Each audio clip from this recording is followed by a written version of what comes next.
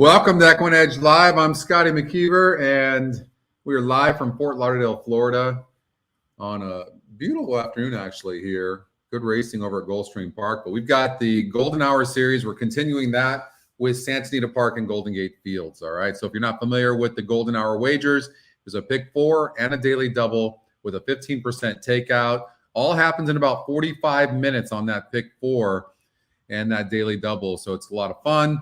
I am in a tournament at Santa Anita today. I have yet to make a bet. I did 2 entries. I lost 1 entry, and but I do have 1 more. And what else? Oh, tomorrow, if there's going to be a mandatory payout over at Santa Anita Park. So let's see if anybody hits that. I think it's Santa Anita. Santa Anita Park or Golden Gate Fields, or not Golden Gate, but Gulfstream Park. But I'm pretty sure it's Santa Anita Park. We'll see. Hello, everybody. It's good to be back. As you probably heard, I had COVID. I got it over at the NHC in Vegas. I obviously must have caught it there. And I was pretty sick, actually. Chest really tight. I'll probably cough a little bit. And but missed you guys, and it's good to be back. And big shout out to Brady for covering for me on a day. And so hopefully you guys are doing well and winning. I looked at races for today for sure. So I'm going to be on all weekend. I'll be on a 4:45 today, of course, tomorrow, and hopefully we have that mandatory payout. I'm pretty sure it's at Santa Anita Park, and then also on Monday. Thank you, John, very much. Thank you. It's really good to be back. Gary, hello. Deb Martin in the house. Tony, Kevin, Christy. Oh, missed you too, Christy. Thank you so much. It's good to be back. Hopefully we can be on fire. So Bobby, thank you so much. Hopefully we'll be hot. I did some handicapping. Thank you, Oldie, very much. I saw that you've been hitting a few things. Alan, hello to you. Eric, Steven. Yeah, well, next week I'm going to shave it. So I have not shaved, I don't think, a couple of weeks. And so I'm ready to get back. So, and yeah, it's good. It's good to be back. You know, oh, thank you so much, Kent, very much. You know, I'm learning more and more at the NHC. Honestly, I'm getting more confident with that format. This is the first tournament at Santa Anita I played. I did an exacta 6-2, I think, in race number 1 over at Santa Anita, and it came in the first time started. The 2-horse beat the big favorite, the 6. Had that for a couple $100. Probably would have put me in the lead. So. Yeah, thank you, Deb. Thank you for checking on me, and thanks, Nick. Yeah, I got all this this gray, but I tell you what, it really feels good to be back with you guys, and I hope we can pick some winners today, and have a really nice weekend and have some fun. And I'm feeling much better. I am feeling much better. Chest is a little bit tight, got a little bit of a cough, but the head doesn't hurt. My energy is pretty good, so yeah, feeling good. Oh, Sarge did? Oh, that's really cool. Yeah, I love Sarge. Sarge uses EquinEdge. And it's always nice, you know, when they appreciate like that, you know? And just give a nice shout out. That's awesome, you know, especially if you use it. There's a lot of people that use it that don't say anything. My man, Brady. Love you, brother. Thank you so much. No, just the energy to do anything is just, you don't even know. Like I'd sleep 10 hours in a night. I'd get up for an hour and I'd go back to sleep for another 6 hours. It was crazy. Because I'm an early riser. I really don't sleep that much. So, but yeah, I've not worked out yet. That's the thing. I really want to get back to my routine and work out and get going, but I haven't done that yet. You can see my notes here over at Golden Gate Fields here. The 1 can finish. I don't love the 2. The 3-horse second off the layoff seems very tough gate to wire is what my note is on the 3. I think the 3 can go gate to wire. The 4 has 0 speed, but near the last and much easier here. So I think the 4 is going to run and finish. For me, I liked, not necessarily in this order, but I liked the 3-1-4. 3-1-4. But I do think the 3 can go gate to wire. Hey, Lex. Oh, yeah. You know what's so crazy? I had so many people, and if you're out there, that came up to me and introduced themselves to me and said hello over at the NHC. It was great. I'm not sure if one of you had COVID or not, but no. But yeah. I'm not looking at Fairgrounds, Alec. We're just covering the races from Golden Gate Fields and Santa Anita Park because we've got, of course, the Golden Hour. That's Matt Dinnerman, of course, the wonderful Matt Dinnerman, Frank Miramani, of course, with the call in 15 minutes at Santa Anita Park. Hopefully, if you guys really like something, let me know, and maybe you can help me win this this small little tournament. $300 bankroll. And but I think the 3-horse can go gate to wire. And I would do something like a 3 over a 1-4 exacta, and then maybe a trifecta for fun 3-1-4. Because I do think the 1's going to get first run over the 4. But the 3 is going to be really tough gate to wire. Lux Royal Flush, post position number 3. You got it, Alec. I know. All right. Yeah. It's not a lot of money, but if you like anything, let me know. It'd be kind of fun. I kind of like Golden Gate Fields more than I like Santa Anita, but we'll see. You never know how it's going to work out. But let's go out to Matt Dinnerman for the call of race number 3 here from Golden Gate Fields. Golden Hour, Daily Double, and Pick 4 are going to be coming up. And hopefully tomorrow we're going to have a mandatory payout in the Rainbow Pick 6 over from Santa Anita Park. Pappy Boynton goes in.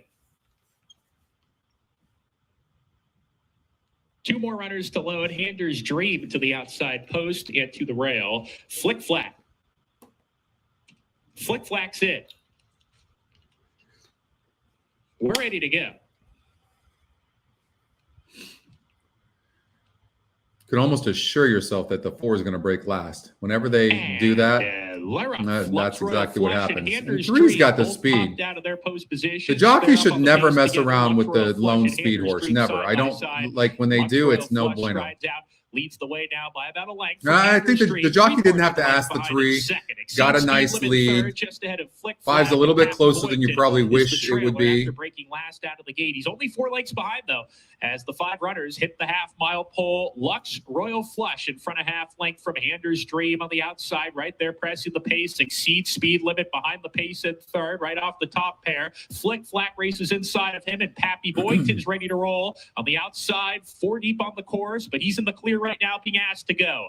Around the far turn, Lux Royal Flush still leads the way. He's been hounded throughout by Handers Dream right there on the outside. On the inside, Flick Flack is right behind the leaders, cuts the corner. Pappy Boynton is gathering momentum on the far outside, tries to get to the leaders. Down the lane, Handers Dream, Lux Royal Flush side by side. Handers Dream on the outside, putting up a strong challenge to Lux Royal Flush, who's tried and exceeds speed limit. Coming on late, exceeds speed limit at a price, is gaining ground, takes the lead and exceeds speed limit as the longest shot. 2 longer shots on the board get there. And you know, that's 2 wins for him today. Second Handers Dream. You know, one of the things that I don't like with the jockeys when you let the jockey on the 3. I mean, you don't want to let the 5 horse too close to you.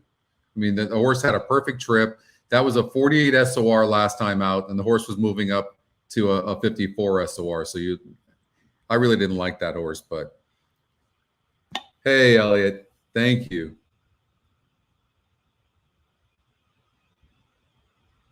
No, I didn't see that, Stephen.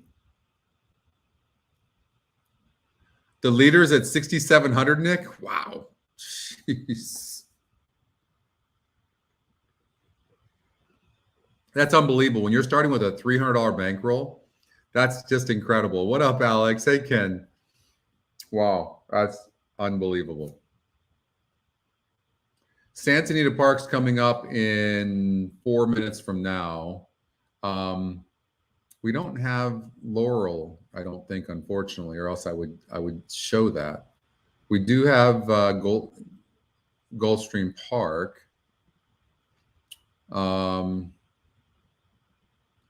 Laurel's part of the Stronach.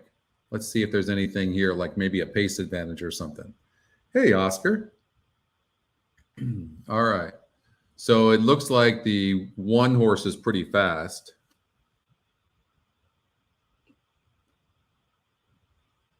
Why are there no live odds?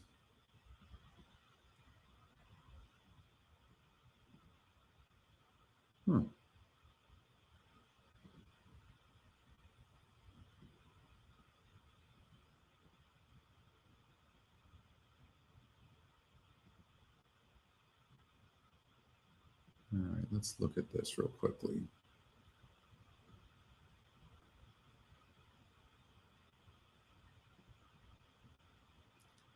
Must have gone. Oh, race number 9 went off. Okay, so the upcoming races is off. So race number 9, the 2 horse won the race, top pick. All right, and then we've got Santa Anita, race number 4. All right, let's do that. You guys want to play a pick 6? Let's do a pick 6.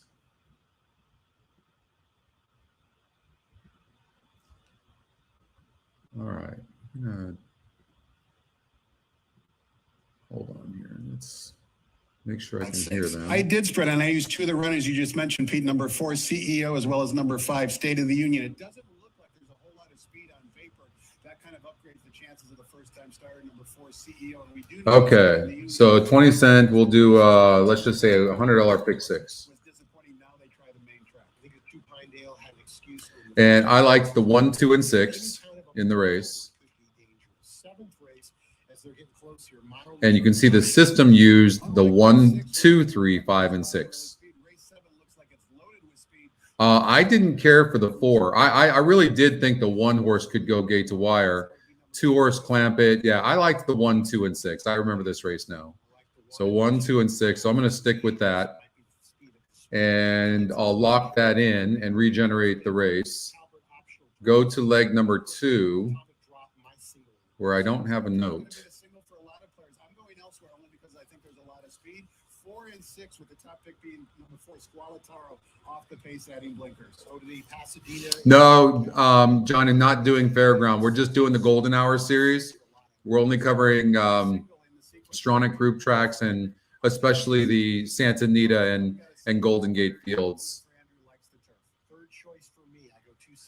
I mean, I can look at it real quickly. It's not a big deal to see if there's anything, you know. You have an 18% horse, 9-2, and 9-2 on the morning line, 17-1 around 18%. So an interesting horse here in Adelaide Miss. I've been to Adelaide as well, by the way. Great vineyards as well down in Australia.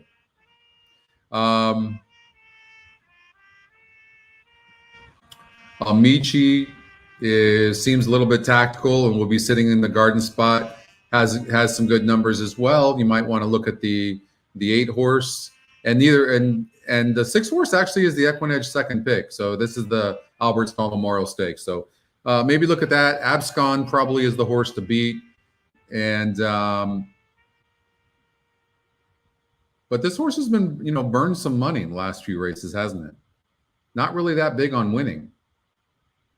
This is a drop in class though, for sure. I would imagine this horse is going to run a better race today, the 3. You're getting 3-1 because it looks bad on paper, but I would imagine it's going to run a bit better race. It's not really facing that much. It really isn't. So for me, when I look at this, I would definitely lean more towards the 3 horse to figure things out. That was a very tough non-graded stakes race, and you know that because look at that SOR. It's a 78. Today's a 70. So I would probably lean towards the 3. All right, let's get out to Santa Anita. Back to the pick 6. $100. Hey, Daniel, I just got your text. Thank you, brother. I miss you. I hope you guys are doing well. What's up, Nathan?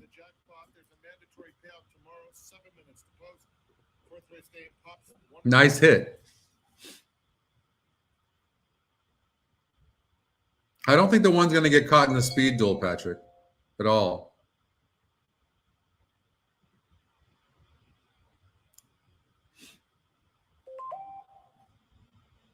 I don't think so.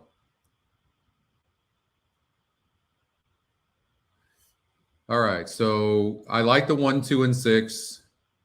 I think the 1's going to be clear on the lead.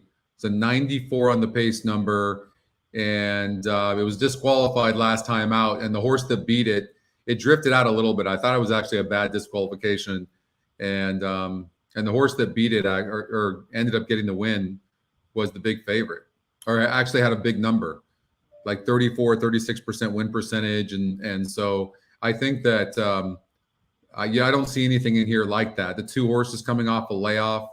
The other horse, Bright Leaf, that I like, has no speed, going to come from behind and close. That's your favorite right now. Last time out, lost the rider. I definitely think the 1 is very dangerous on the lead for sure. And if we can't find any singles along the way, maybe that's the type of horse we single. But I do think the 2 is going to run better. I did not like this 4-horse Street Art. I watched this race last time out. It faced the 1 last time out, and it was never past the 1 ever. Now I know there's extra distance here, half a furlong, but this horse doesn't seem to really want. It runs with his head up kind of high. Street Art does. I don't know. I wasn't. It's got Flavian Pratt. On now. Blinkers are added, which is just going to make it faster. It was claimed last time out by Ruben Alvarado. I don't know. Claimed for $50,000. I don't know. It's not as fast as the 1 for sure. Now it's going to get blinkers. It is lightly raced. Who knows? Maybe it's a good claim, but I'm going to try to beat the 4-horse for now. Yeah, thank you, Stronach Group, for your support. First time gelding, John. Yeah, I saw that. This race here.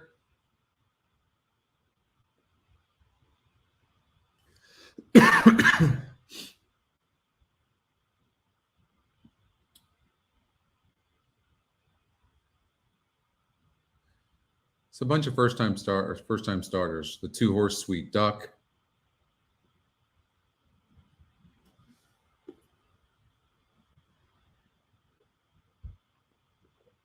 These first-time starters, 1-1 at San Anita today already. Rosie forecast. Hey, John. So let's get out to Santa Anita Park real quickly and look at them on the track. I actually wish I'd have caught them in the post parade. So I think the 1's going to go 8 to wire, and then I like the 2 and the 6. So, maybe in the tournament, that's what I'm going to do. I'm going to do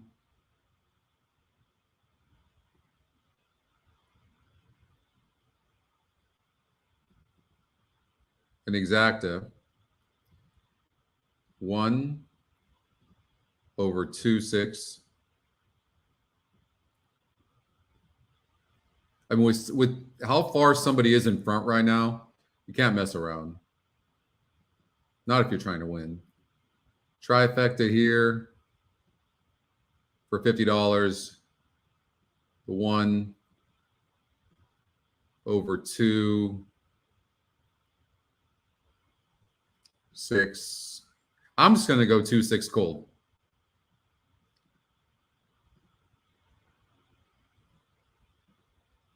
I'll do that for $100.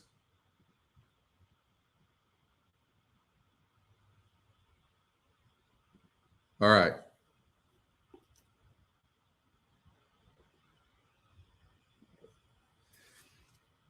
Yeah, I do think this 2 is going to run a good race. As far as the pick 6 goes, I thought this race was between these 3 horses. Mongolian Bonus, I thought, could run a better race. It was these 3. State of the Union could be a single. I wasn't sure. I left the 2 out, Pinedale. And this horse could definitely improve. The reason I didn't like it is it was dropping from a 56 GSR to a 34. That was the reason.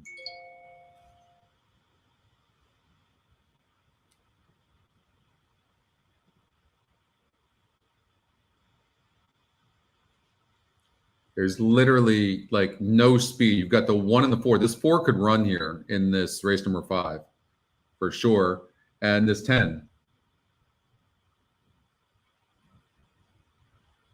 So I think I'll use those. I'm locking in. Whenever you want to lock in a race, you do that, and it can't use any other horses. So then generate that, and then I go to the next one. 1, 2, 8, 10 is what I liked.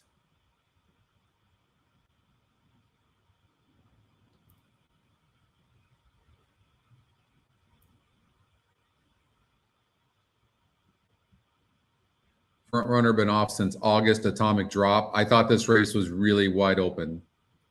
And in the last race, I didn't handicap the last race. Don't swear, Dave. What's my note? Had a lot of horse. So this horse had trouble. It doesn't mean the horse is going to win the next race, but it did have a lot of trouble. So it's 20-1 on the EquinEdge morning line, 6-1 on the odds makers morning line. Top GSR. So when you're looking for horses with multiple metrics, right? So you got a really nice GSR in the 6, 33%, top EquinEdge pick, top pace or close to the top pace with the 3 horse, and a good SOR. I mean, certainly Sumter deserves a look, but not always easy to win first time out after breaking your maiden.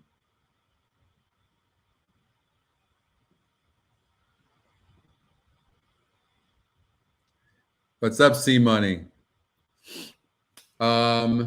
This 4 horse here is 9-2 on the EquinEdge morning line, and it won a non-graded stakes race. It's really run good, and arguably these are easier here, but it's going on the turf for the first time. But this is a really nicely bred horse, and it's out of Munnings as well. So or by Munnings, but so it certainly could run good here. Handy Dandy, the 10 horse, certainly looks good. That was an easier group than what's lined up here, but did it easily. We actually had trouble in that race, but it's going from a 56% to a 4%. I don't know. I mean, it was 56% to win last race, and it did it, no doubt about it. And look, it won at 2% and it won at 3%, or got third at 3%. So certainly, yeah, I think that 4 could run good as well. I probably would go like this. It's post time. They're loading in the gate for the 4th and the start of the Rainbow Pick 6. 186,000 in new money. EquinEdge morning lines 4-1 on this 10. Does make me a little nervous, but look at 9-2 on the 4 horse.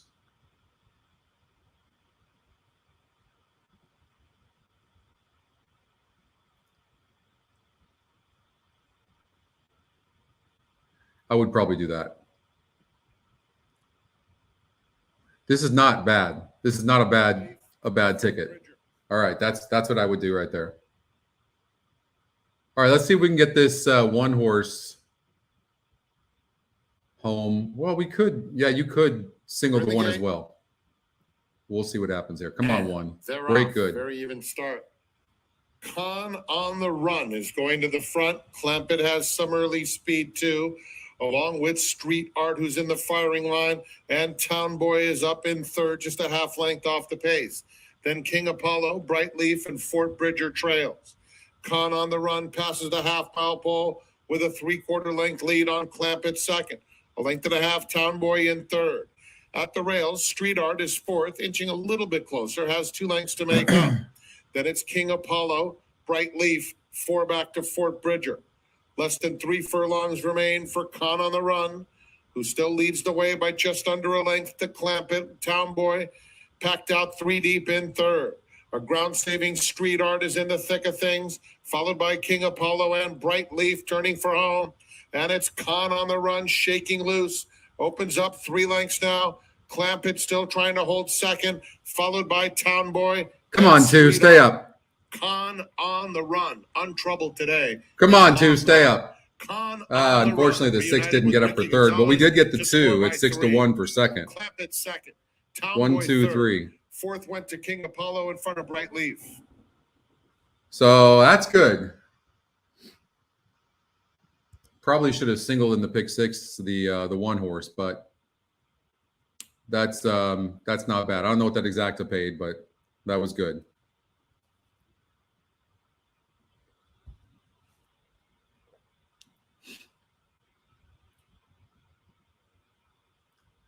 Is that for $1, John, or is that for 2? Thanks, Gary. Single home. Yeah, I mean, it definitely had the pace advantage, right? And it also had the second top win percentage, 2nd EquinEdge pick, Number 1, 2nd Con on the Run was top first, SOR. 2 Clampett That's what you're really 2nd. looking for, right? 3 Town So, Boy third, 5 King Apollo all fourth, right. 6 Brightly So about fifth. $1,200.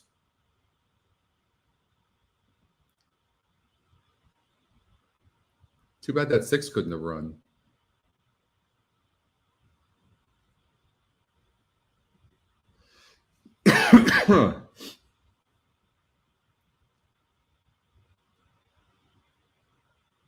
$11. All right, so $1,100.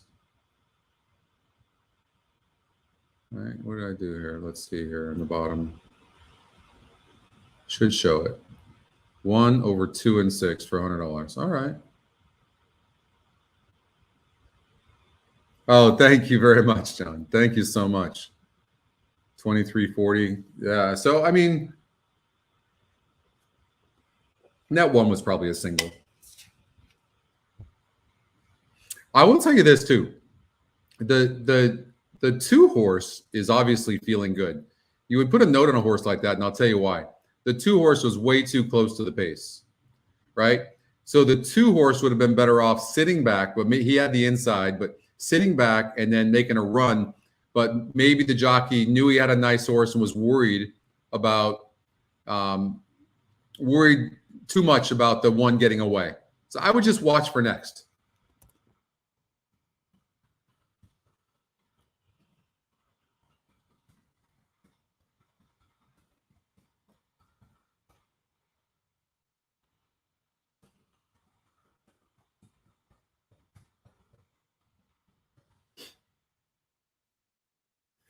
Hey, Jeff. I feel human at least.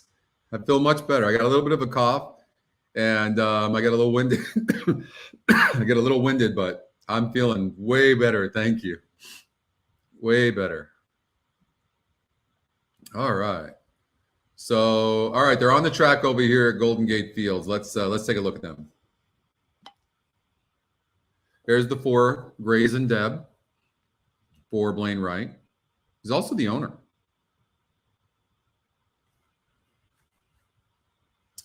Elgo Franco, Anton Georgi's aboard. George Papapadromo sends his horse up there. 6-1 right now. And your favorite on the outside is at 8-5. Very nice looking. Kitty's Candy. Frank Alvarado's aboard, the journeyman for Tim McKenna. I had COVID. I had COVID. Lasted about 3 weeks, almost 3 weeks, about 2.5 weeks. Let's see. That puts me at $1,170 in the tournament. All right. Well, I'm in it at least, you know. So that's good. That 6 didn't finish. That 6 didn't run. I wish that 6 would have run. The EquinEdge long shot got 3rd.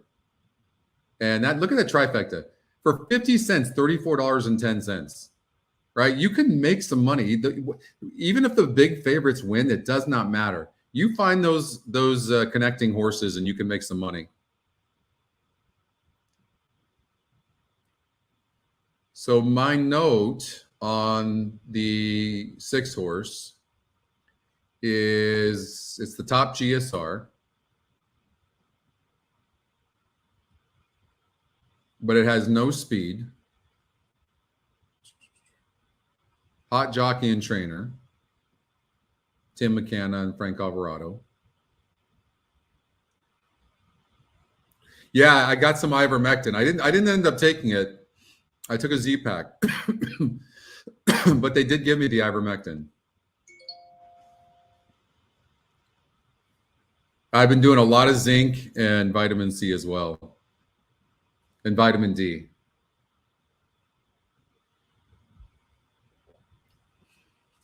We got Gulfstream Park.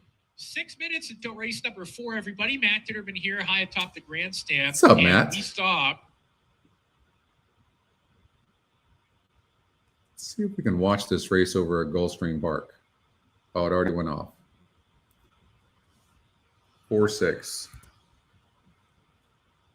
4-6.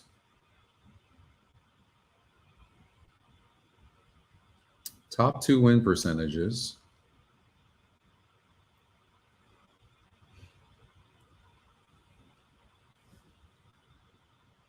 You know what I noticed with the I'm getting better at the pace numbers. And when you have a horse like the 2 horse that's got a 98 and an asterisk, so we know the horse needs the lead. Then you have the 1 horse who styles to be near the lead and draws the inside and has a 79 pace. Then now watch this.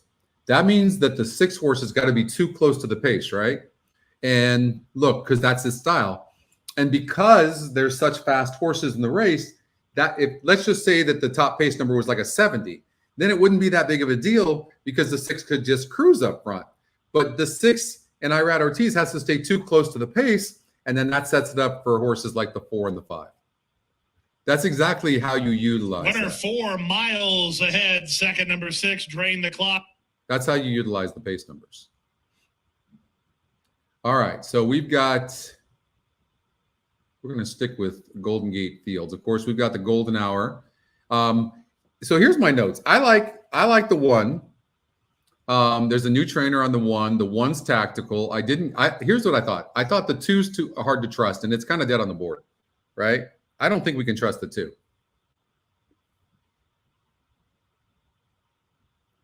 Yeah, the horse definitely, Kitty's Candy for sure has a chance to win, but it's up against it from a pace perspective. It just literally has no speed. And if you look at the SORs, this race has come up pretty difficult.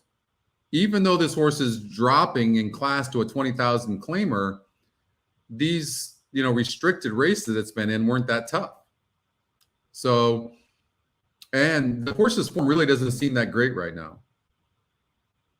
So I think, and now it's not even in the top EquinEdge picks as well. So Macy Joe had some issues last time out. The 2 horse is probably going to be right there, but I think trying to beat the 2 on the win is a smart thing to do. Grays and Deb too. I think the 4 and the 2 are going to duel. I think the 1 and the 3 just sit in the garden spots. That's what I think. I would probably do like a 1-3 exacta box. Also, the 3 horse. I watched the race replay of it last time out of his race or her race, and she was really wide around the turn. And this is the 3rd race off a layoff. I think at 5-1, it's pretty fair odds, but I think the 1's the horse to beat. Kitty's Candy, of course, you had to figure was going to get bet. But look at this: 5-1 on the EquinEdge morning line, 12-1 on the 5. Ego Franco. I thought the 5 horse was the type of horse that maybe could get in the money, but I wasn't really a big fan of the 5 either. I really do think this race is between the 1 and the 3. Hey, Manny. Thank you so much. I really appreciate that, Manny. I hope you're doing well. I really do think this 1 is just going to be sitting right behind the 2 and the 4, and the 3 horse is going to be right behind that. And I think that the 3 now is getting bet to 9-5. So I do think that, and Matt's picks for the 1 and the 3 as well. Look at that. Look at Matt and I agreeing. So I do think that that's what we're looking at. Oh, a horse popped up on my email on the algorithm for race number 5 at Santa Anita Park. Okay.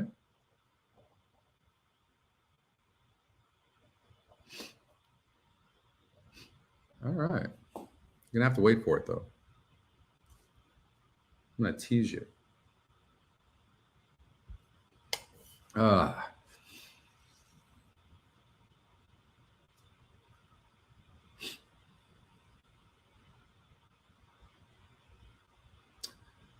Okay, how do we play this? As far as a vertical goes, let's see. Okay, look at I didn't do anything to this, and the system used the 1 and the 3 as well. So that was interesting. And then my note here was very wide around the turn. This horse really didn't get that great of a trip, and they didn't go very fast up front. I think you're going to get more pace up front here, and the 1 and 3 sit in the garden spot. This is where you have to visualize the trip. Here in this race, John, I didn't play a pick 6 here in Golden Gate. Do you want me to play a pick 6?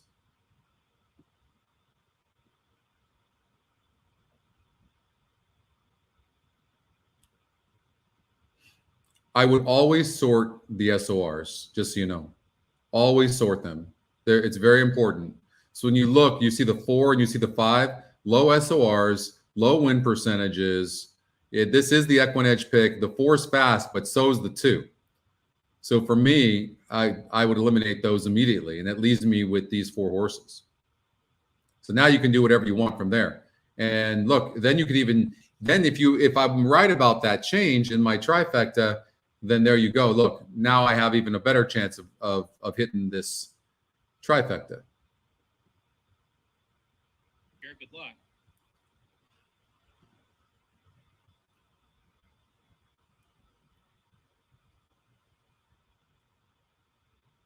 The pick 5, we'll look at the pick 5 in a second over at Santa Anita, John.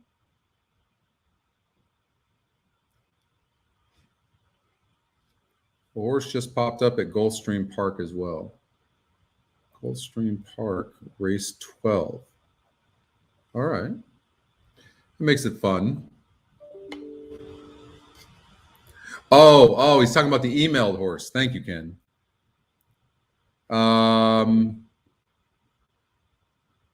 It's a good question.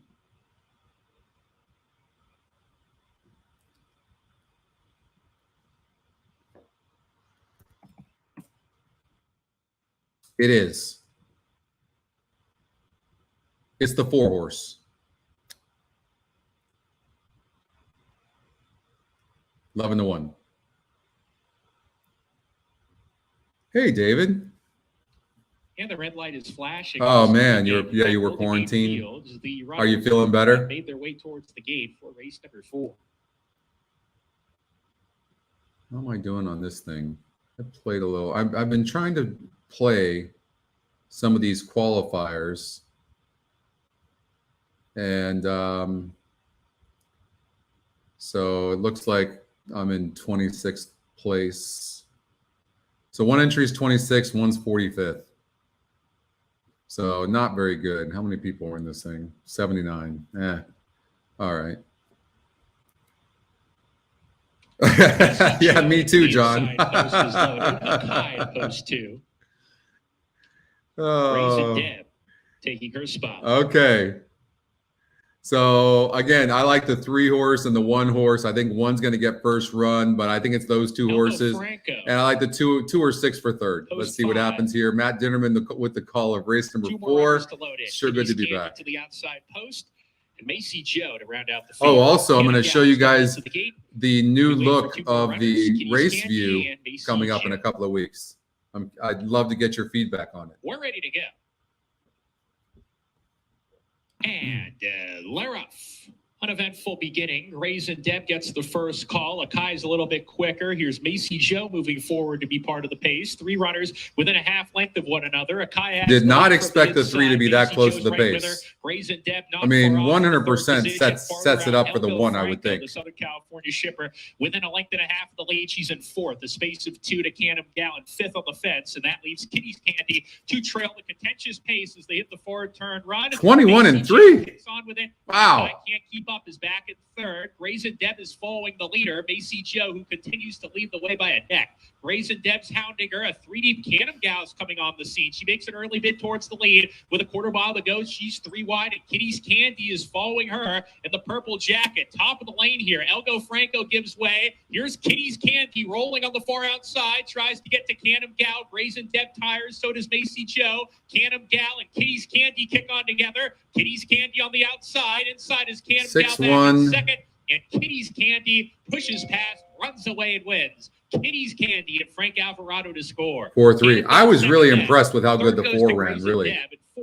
Because, you know, it's the type of horse that really needs the lead, right? How good the no, the horse is rated a little bit. That was a really nice effort by this horse. Not bad.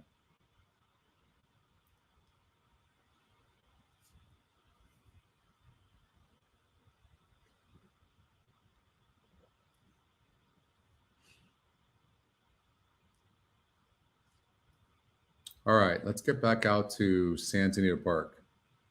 3-1 on the 6.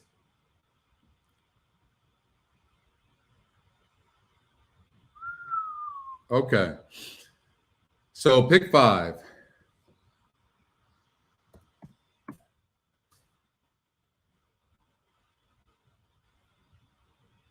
Yeah, four actually ran pretty darn good. So the 4 here popped up on the emails.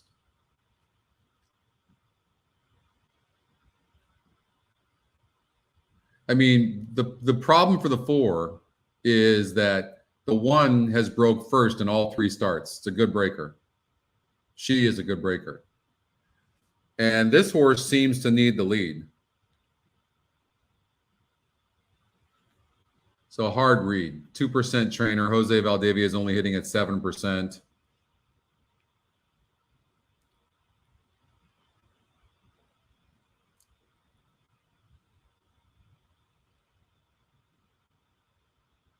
First time starter is 7-2 right now. Joe Bravo, Ben Cecil for Redham Racing. This is for me, this was probably the toughest race on the card. I did have a rough time with this race.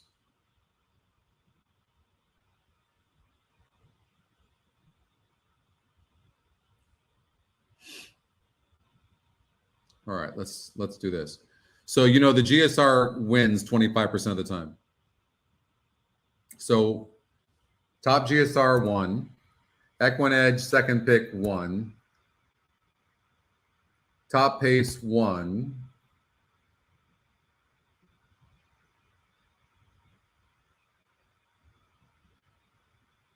all right, so it's got a few things going for it. Let's see what else. We got the 6 horse Bold Choice, who's got 2 top and top win percentage. It's also top morning line.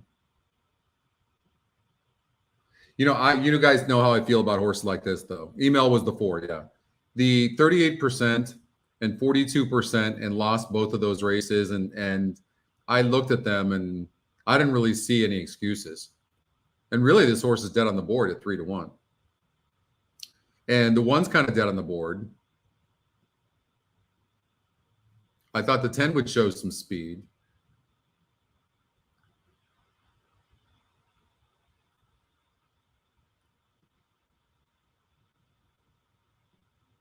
How about this first-time starter?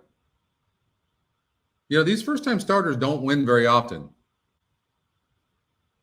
on sprinting on the turf.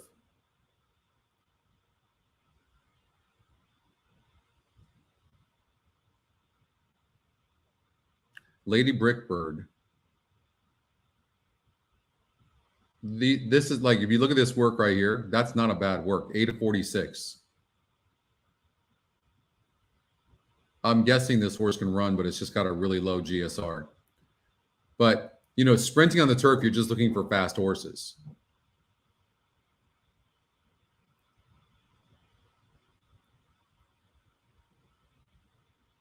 Let's look at the breeding on this horse. I mean, the breeding is very, very nice on this horse. Look at this. You've got numbers in the 80s and high 70s. Like, that's pretty impressive. The thing about it is this horse going to do better going longer? That's what we don't know. This horse can most likely run.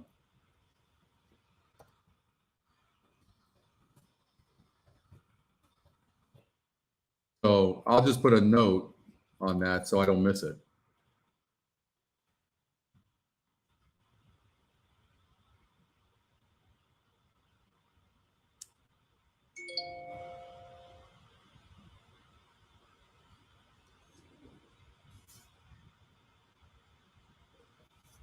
Abel Cedillo's aboard. Bold Choice for Steve Knapp. 5-2 favorite.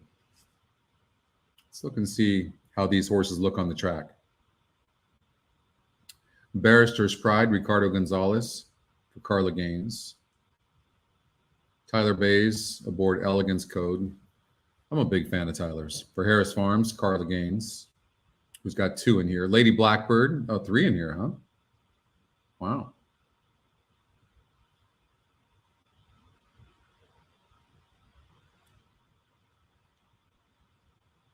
$176,000 in the current pick 5 pool. Mr. Allred owns the 10, and that's the field. So, what I try to do on looks with these younger horses is just, and there you go. The 3 looks great.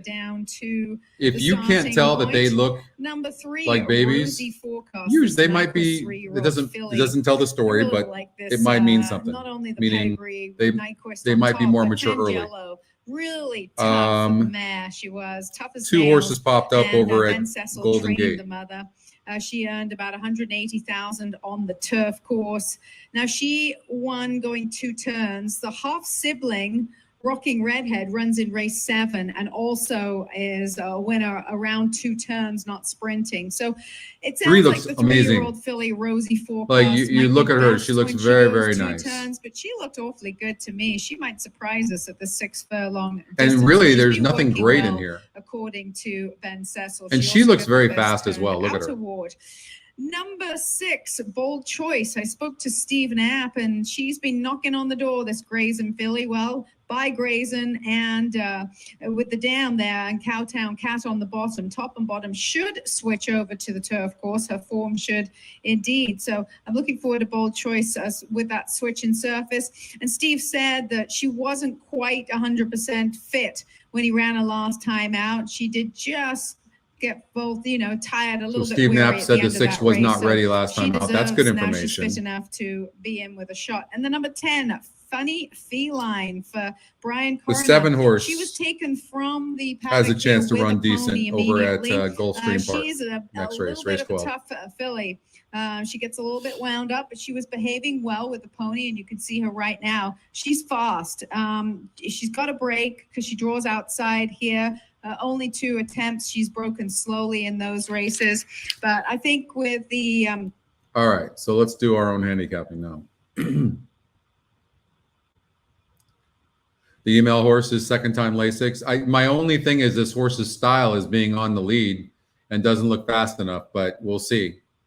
It is the one thing I do like is when you're showing speed going longer and then you cut back in distance. But that happened here. 8 furlongs here, showed speed, and then cut back and still didn't run well. I mean, arguably this horse should probably be in a maiden claimer, but you never know. These connections don't win very often. Really the 1 horse is getting ignored. I'm a little surprised at that.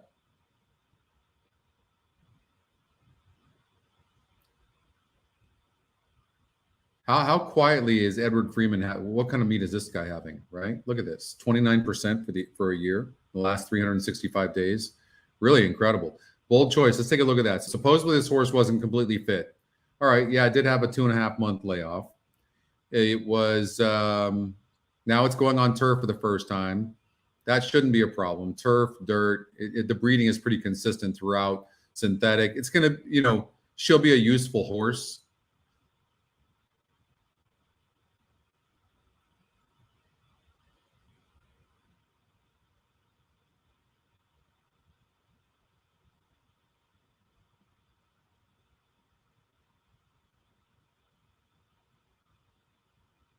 You should always look at the GSR Plus just to kind of get a feel for, and you can see right here, this horse, Elegance Code, big time breeding, sprinting on the turf, big time. So I'm not saying that this horse can run or not, but the breeding suggests that this is exactly what this horse wants to do. And Tyler Bays has been on fire. So maybe a horse that, should be considered. It's a really wide open race.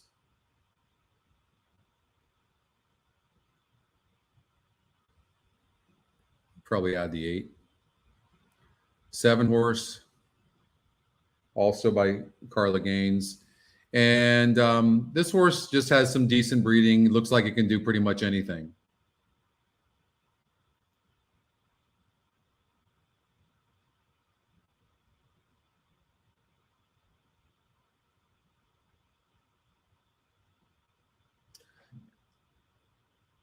I'm still shocked at the 1 horse and how dead it is.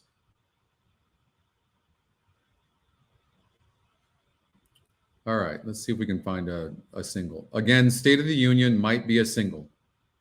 Okay, because the only other two horses I like are 7-1 and 7-1 on the EquinEdge morning line. So maybe State of the Union is a single. But when the horse was 5-1 last time out and didn't run very well. But there's easier here. And you have a first-time starter there. And then here you have a horse dropping from 50,000 down, facing easier as well, was slow, had trouble on all three starts. And so it was a hard one to read, this one. So maybe the 6 could run as well. 4 horses, a first-time starter. So like those are the 3 horses.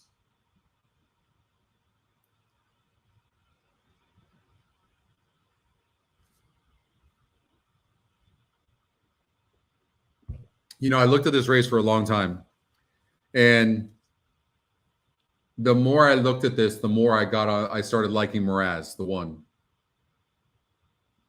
Racing a grade 3 last time out. This is a much easier group.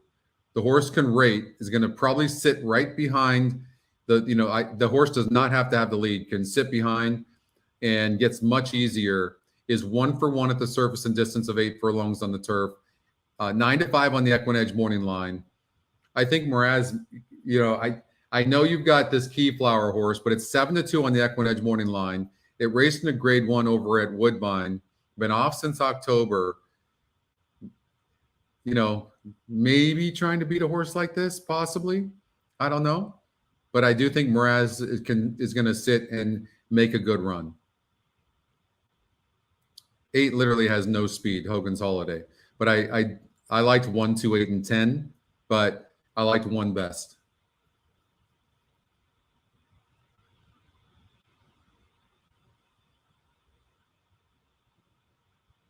All right, let's see what happens. 2 more. Lady Blackbird. Funny Feline.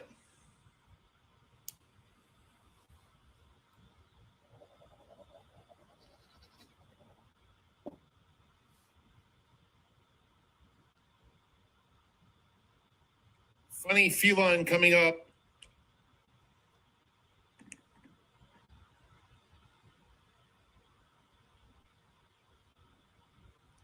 And they're off. Roubaix had an alert beginning. Funny Feline on the far outside is up close. And in between those two, Bold Choice is in the firing line too. Increased stakes. Rosie Forecast 5th, about 3 or 4 lengths off the lead. A gap of 3 to Lady Blackbird, racing on the outside of Sweet Duck. They're followed by Elegance Code, Circle of Stars, and Barrister's Ride is at the back of the field. Increased stakes takes them into the far turn with a narrow lead. Roubaix, Funny Feline is 3 wide in 3rd. They're followed by Rosie Forecast. Bold Choice is racing in 5th, has 5 lengths to make up. Another 3 back to Lady Blackbird. From the back of the field, Barrister's Ride trying to launch a late bid. They pass the quarter pole and turn for home, and it's increased stakes, 1.5 lengths. On the inside, Rosie Forecast is coming smartly in 2nd. Center of the course, Bold Choice between horses, Roubaix, but with a 16th to go, increased stakes. Powers home. Increased stakes. Wins easily by 2.5. Rosie Forecast completes the Redham Racing. You know, all the horses that we Bold had. Choice, Funny Feline, and a battle for 5th that did involve Barrister's. All the horses we had. And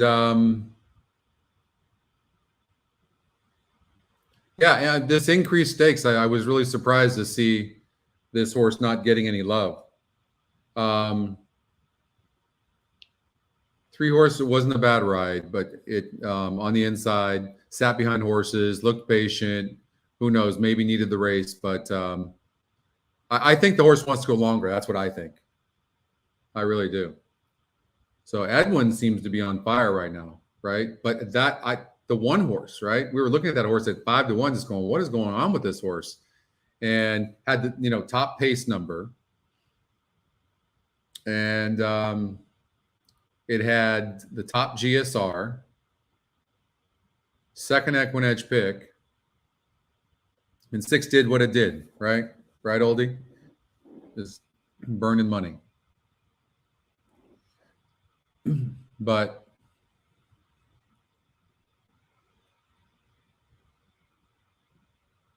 where's the leaderboard right now, anyways?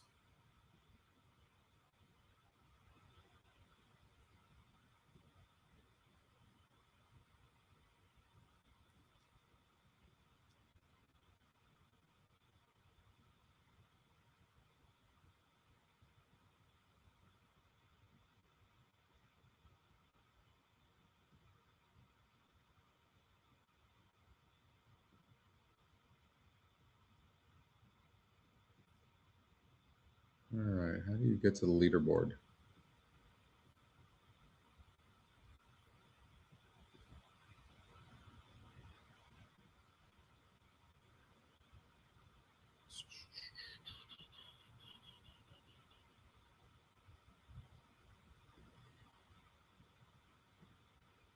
All right.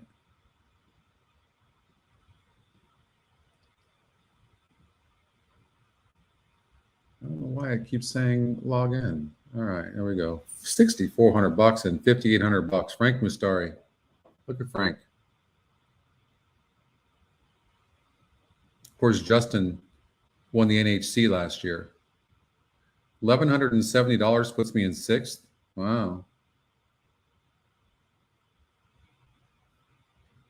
All right.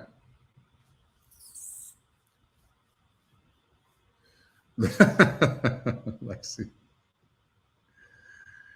All right, 1, 3, 6, 10, 4. Unofficially still over in the 5th from Santino Park. There's a review on the race.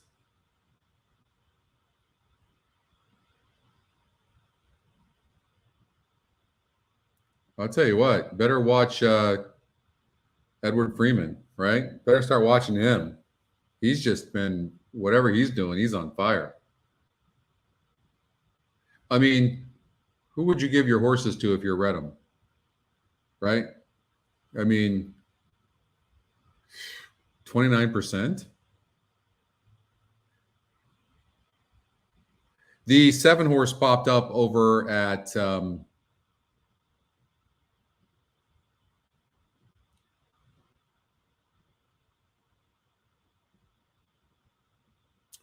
Gulfstream Park.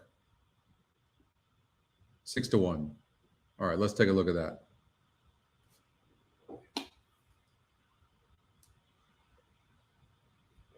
Yeah, that makes a difference. Exactly. So the emailed horse is the 7 horse, Malibu Time. And that's also the EquinEdge long shot. So, and the top pace number. Top GSR horse by far is the 3 horse, but it's a 1% horse, Legal Star. Second time starter. Getting way easier. Showed some speed, actually. Why can't this horse run better? 63-1.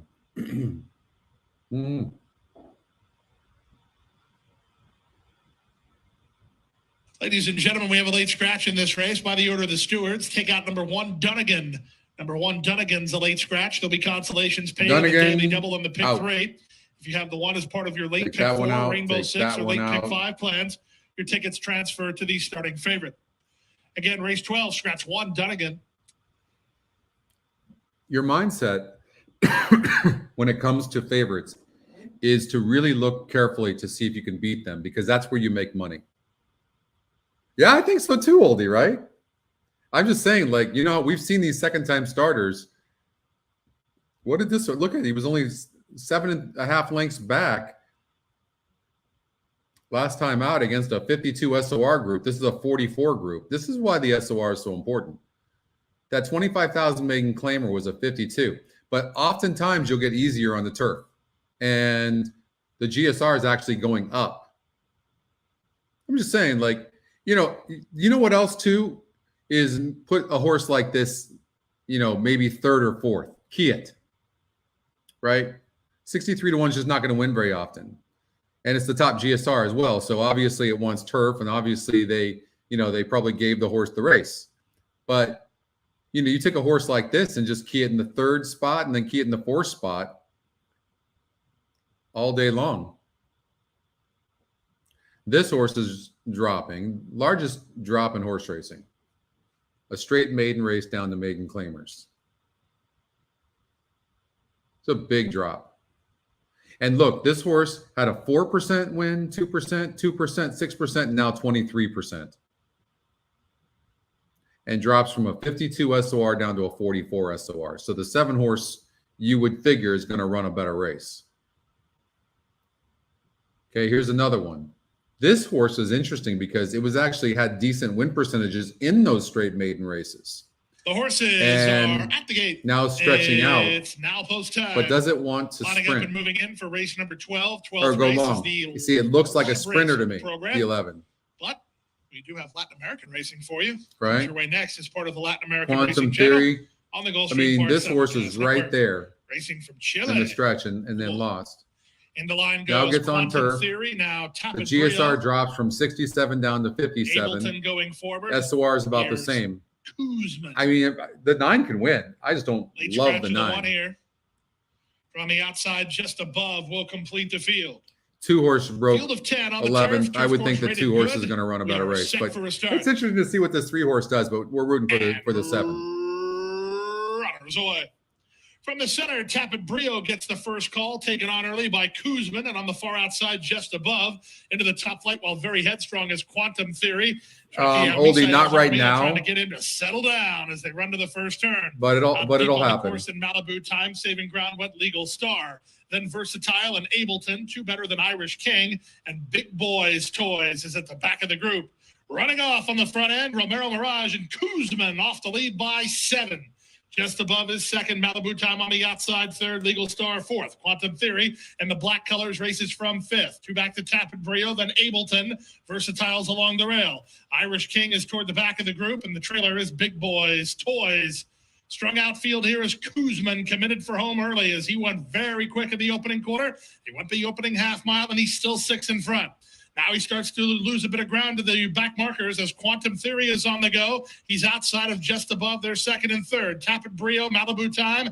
The jockey on the 7 just got outrode by the 9. But he is saving ground on the inside, and he's got horse. He has got horse. Come on. They run to the top of the stretch. It's just above. 9's done. Come on, 7. Throws out the anchor. Quantum Theory is next. They've got Malibu time. Oh, he's got nowhere to go. Go in there. Star next as they straighten for the drive. Come on. The advantage. Get up. Above. From between horses. Now racing Malibu time, but he's in very tight. Down the center in Quantum Theory. Late run from Irish King. Final 16th of a mile. Malibu time sneaks through inside. Malibu time is in front and maybe held on. That ended up entirely too close. Versatile was right alongside at 140 and 2. 7 was best. 7 was best.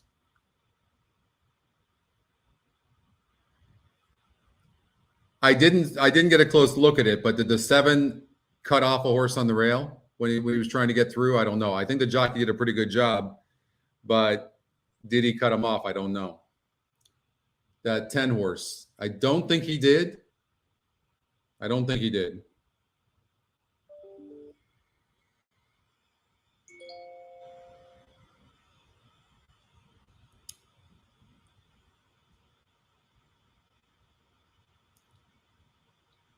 And the horse popped up in the race number 6 at Santa Anita.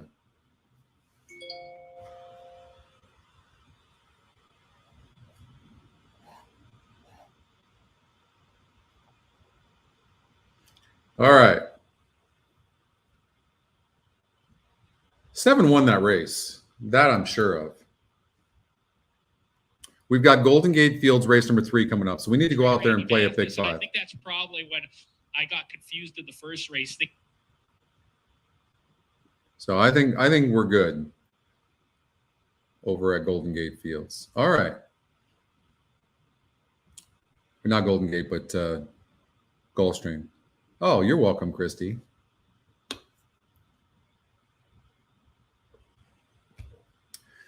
Okay. So pick 5 over at Golden Gate. We'll do it for $60.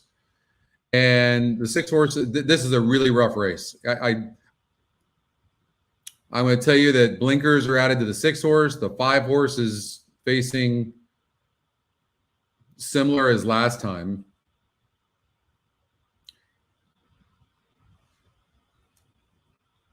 I like the 5 the least. You got a first-time starter at 38% in the 8 horse. That's a big number for a first-time starter. The win percentage algorithm has been on fire with these first-time starters. The 7 horse Moonshine Cat, first-time starter, EquinEdge long shot. You know how good those do. And then the second pick is River T, who's 3-1 on the EquinEdge morning line. And I'm not worried about the 7-1 odds because who are you going to bet? There's so many horses in here to bet. Probably because the horse is on the inside, more on the inside, I probably would get rid of the 5. And the horses burned a lot of money. When you see stuff like 3-1 and the horse is in the stretch, a length and a half back and loses by 7.5, you should definitely be concerned. And the SOR is not a drop. So I'd probably leave out the 5. But I don't know that the 8's a single. And it might be. It's 38%. But I respect all these other horses. This horse is facing a bit easier and adds blinkers, draws the outside, and we'll see what happens. Broke in last time out, had some trouble. And this is a big drop from 25,000 maiden claiming to 8,000. The other ones are first-time starters, right? So we don't know. As far as workouts go, the 8 horse has some nice works. If we look at the GSR Plus,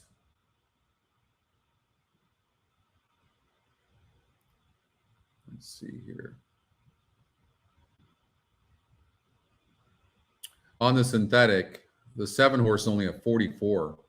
It really doesn't have very good synthetic breeding, but the 8 sure does. 4 does, but probably longer. And the 6 does.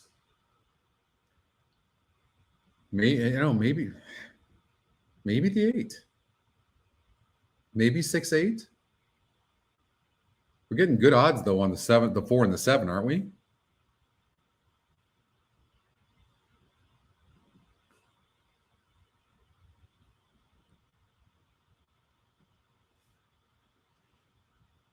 Okay. Let's look at the other notes. The 1 horse I put as a player. The 2, I like the 1, 2, 6. I don't think you can eliminate the 6 horse who could go gate to wire, back-to-back gate to wire. In this race, back with friends seems tough.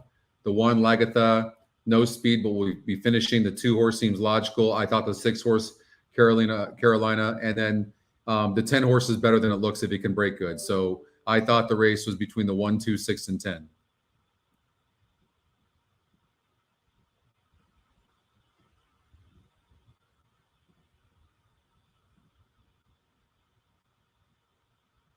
And the red light is flashing on the starting gate. Hackle the gate fields, the runners. The 1 will be finishing, was my note. 2 is facing tougher here. And I think the 8's tough gate to wire. I think the 8 could be a single. I liked an 8-1. If you can cover more, I liked an 8-1. Here, I thought 3, 4, and 7. That's it.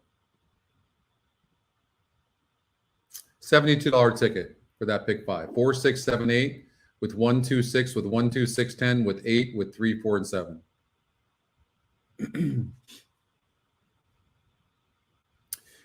Here in race number 5, both the 7 and the 8 popped up.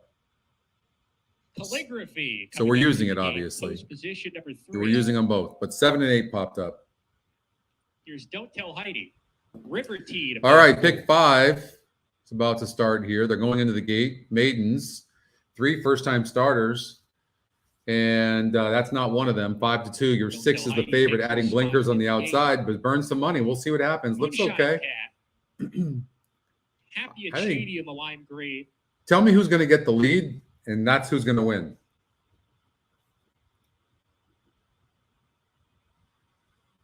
Working with I'll tell you what, that 7 looks really good. Looks very fast. 9-1.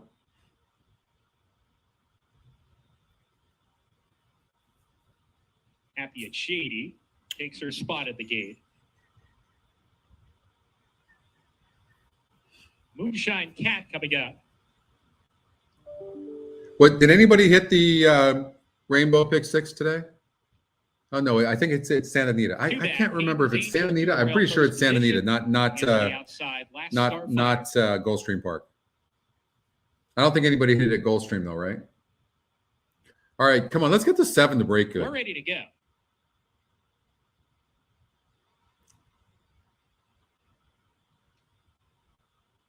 Break on top. And broke slow. A little bit of a tardy break from Moonshine Cat, who spots the field a couple lengths, drops back to trail. Last Starfighter. There's your winner. Early speed in the career debut, clears off. 7 broke slow. Top win percentage by far. First time starter, gets the lead. Happy at Shady takes the second spot.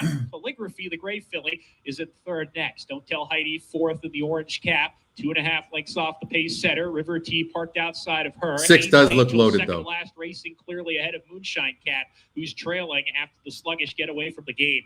Into the fourth turn, a battle ensues on the lead. Last Starfighter has company from Happy at Shady, who comes up to apply pressure, and those two round the far turn together. Happy at Shady sticks her head in front. Last Starfighter trying to come back at her. A good trip here for Don't Tell Heidi, who tries to get rolling 3 wide in the clear as they come to the top of the stretch. Hayden's Angel picking off foes into fourth down the stretch here. On the inside, Last Starfighter turning away the challenge from Happy at Shady. Don't Tell Heidi. 3 deep on the Come on, 8. 3 battling for the win there across the track right Stay now up. as they hit the 16th pole. Between Stay up, 8. And Shady, Last Starfighter right together. Stay up, 8. Coming on, Don't Tell Heidi weakens. Here's the finish. Oh. It was very tight. The heads were up and down. Happy at Shady and Last Starfighter head to head, nose to nose. Is it Santa Anita's mandatory payout tomorrow? Is that what it is, Oldie?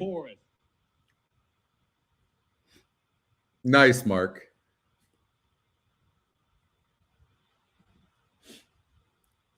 Photo finish. Photo. 7, guys. That 7 broke terrible and really ran on. Watch that 7 next time out. I promise you.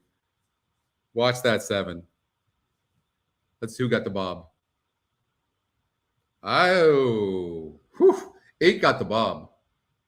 8 got the bob. Okay, so Santa Anita is the mandatory. All right, so if nobody hits it today, then that's the mandatory. I think the 8 got it, didn't it? 6 got the nod.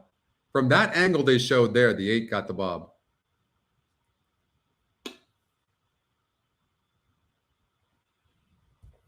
Six had its head in front, but 8 got the bob. So it's really, really close. I'm glad that the 6 got it. All right. 6 got it. Goes to number 8. So those blinkers helped. Last Starfighter. Good call from Matt Dinnerman. How good of a race caller is he? God, he's so good. I'll definitely be watching the 7 horse next time out. I think they gave this horse a race. Where do we want to see this horse? First of all, this horse did this. It's only an 8,000 claimer. I get it, but he's not even bred for synthetic. Well, no, he's not bred at all. Jeez. Really not very good breeding.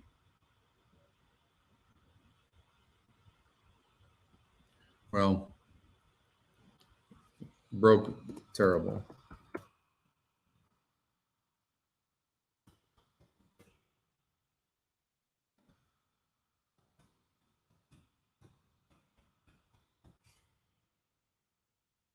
So even though a horse has trouble, it's really important to just see who he's facing next time out. You can't get too caught up in your notes. You need them, but you got to be careful.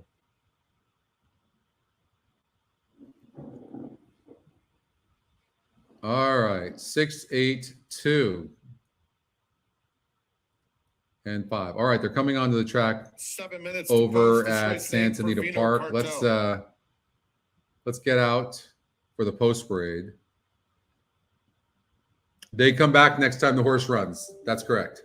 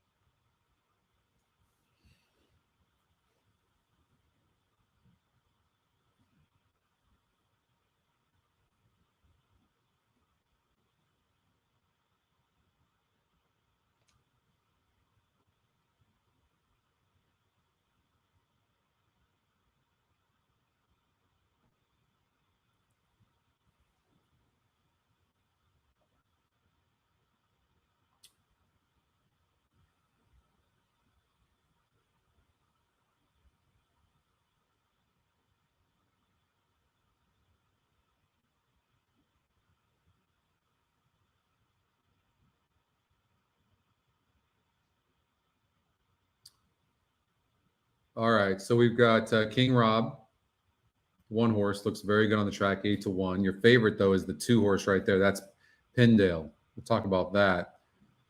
For Ryan Hansen, Jessica Pfeiffer jumps aboard 8-5 right now.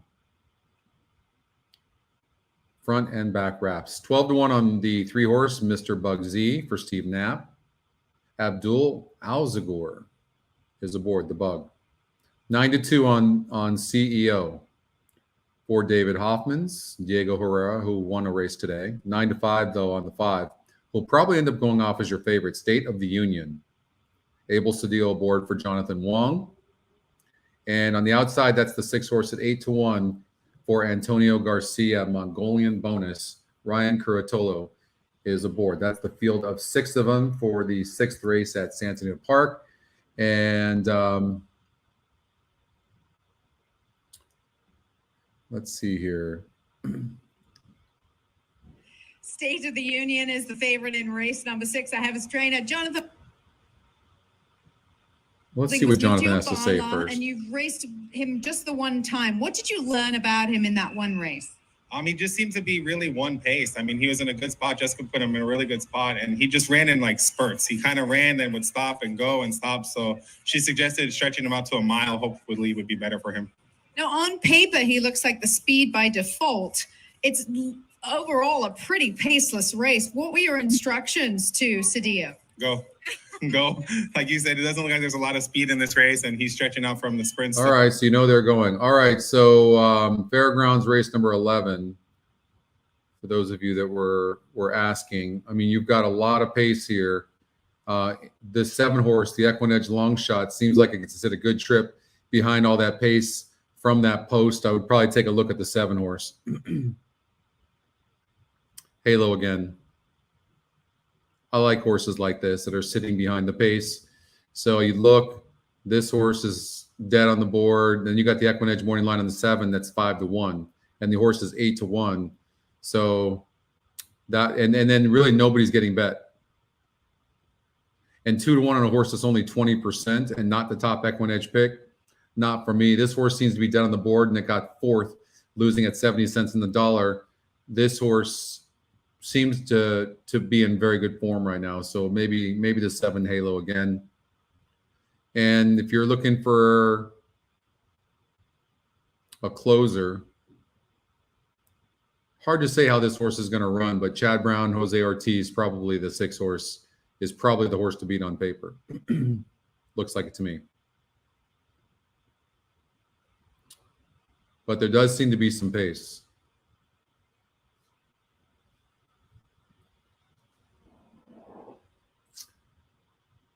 All right, race number 6. So we've got the golden hour starting in race number 8, pick 4.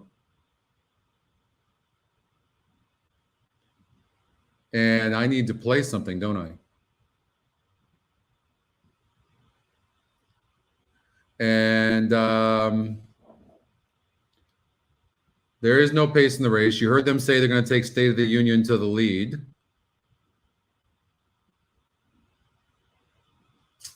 And they're getting a mile. The GSR is good. 4-5 on the EquinEdge morning line. I mean, it's got to be 5 over 4-6, right?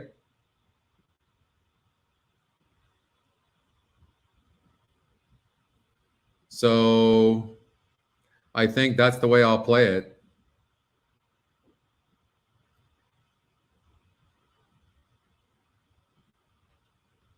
Exacta.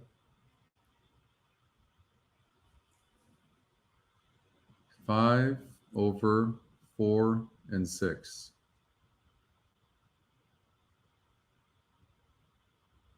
I didn't like Pinedale. I think I need to look at that a little bit closer.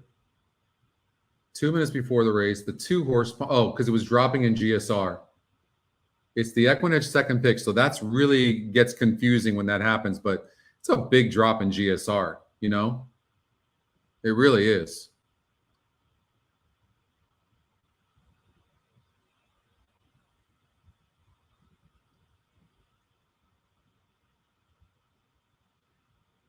And most of the money is going to come in 5-2. So if we can beat this 5-2 and get the 5-4 or 5-6 in there, that'd be a good thing.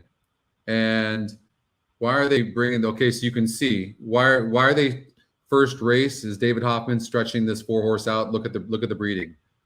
Its top distance is 10.5 plus. So this horse wants long. So probably not going to show any speed, but it could be the type of horse that gets up for the money. 6-horse Mongolian Bonus is probably the horse you have to watch out for second. Now, if the 4 and the 6 don't run, just by default, this 2-horse could get there. But that is a big drop in GSR. I think the 5-horse is home. I might take this money and just put it to win on the 5. You know, yeah, I'll tell you what I'm going to do.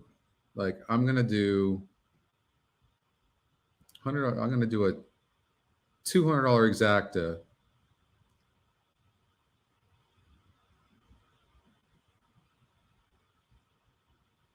$5 over 4-6. Try to beat the 2. And then I'm going to do a win for 500 on the 5.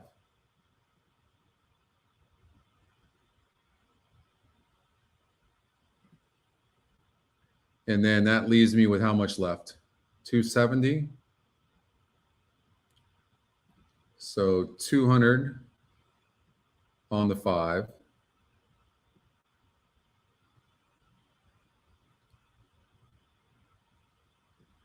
And I've got 70 left. I'm just going to go win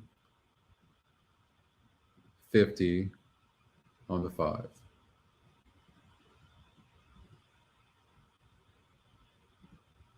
And then win 20 on the 5.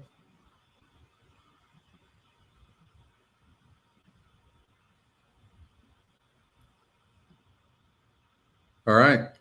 Let's see what happens.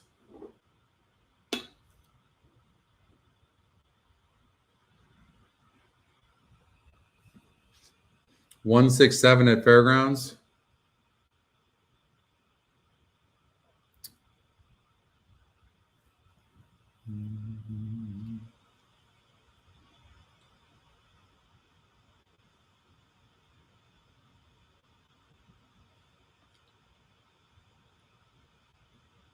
All right. Just gets Abel Cedillo to get an easy lead and go gate to wire. And then get the 6-horse to get second. Horses at the gate, it is post time. They're moving into line.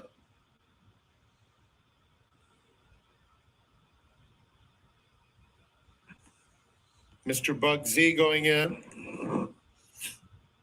Mongolian Bonus to the outside.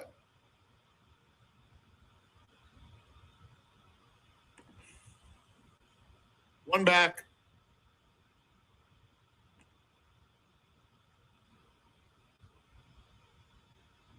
They're in the gate. And they're off. A little bit of a tardy beginning for CEO. The rest of them line up right across the track. So they all thought the same thing. And King Rob, they're dueling into the first turn.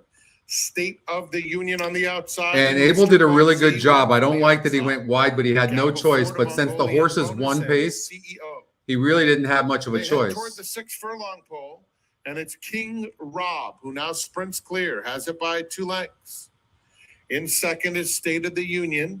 5 ended up going off at 4 to 5. Mr. Bug Z and Pinedale. Pinedale currently holding third, climbing a bit and dropping back. 2 horses really having a rough trip. Bonus, who's joined at the rail by CEO.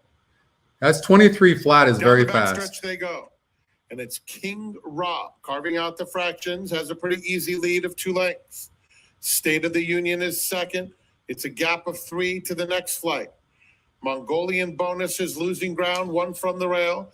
Dropping right out of its CEO after some brief interest. Mr. Bug Z is widest of all, and Pinedale between those two. In the second flight, chasing King Rob, who's been there throughout. State of the Union closing in slowly, within a half length at the quarter pole. King Rob, State of the Union. Okay, now stop 1. Come on, 6. Get second. Mongolian Bonus. Stop 1. Third, followed by Pinedale. There's 3/16. Come on, 6. Get up for second. Union takes command. Come on, 6. Get up. Them all the way. Come on, 6. Get up for second. King Rob trying to hold second, and then get up for second. In a strung out field. Get up. Will be a formful result as the chalk takes care of business. State of the Union waltzing home. Mongolian Bonus got up for second in front of King Rob and Pinedale.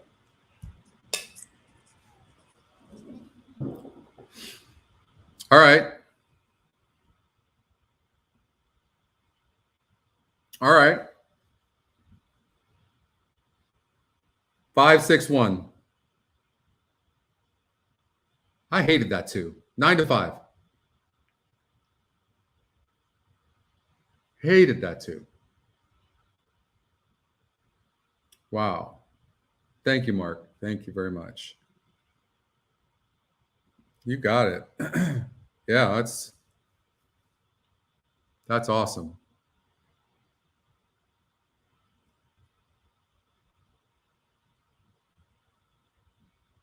Well, that puts us competitive, right? Thank you, John. Thanks, Dan. That's nice. Nice exacta. All right.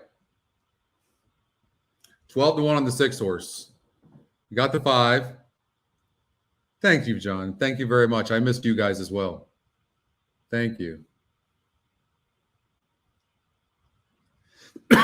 Excuse me. Oh, it's good to be back, though. Good to be back.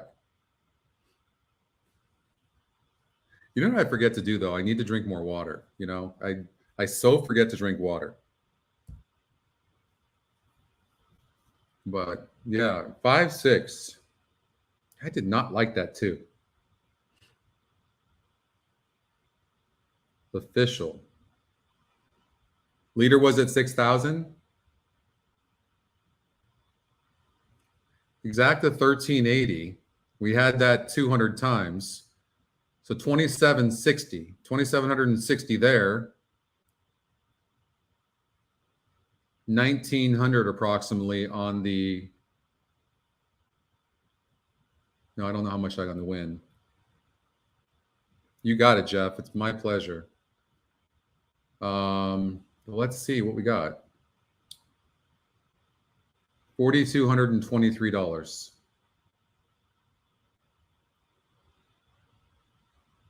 Okay.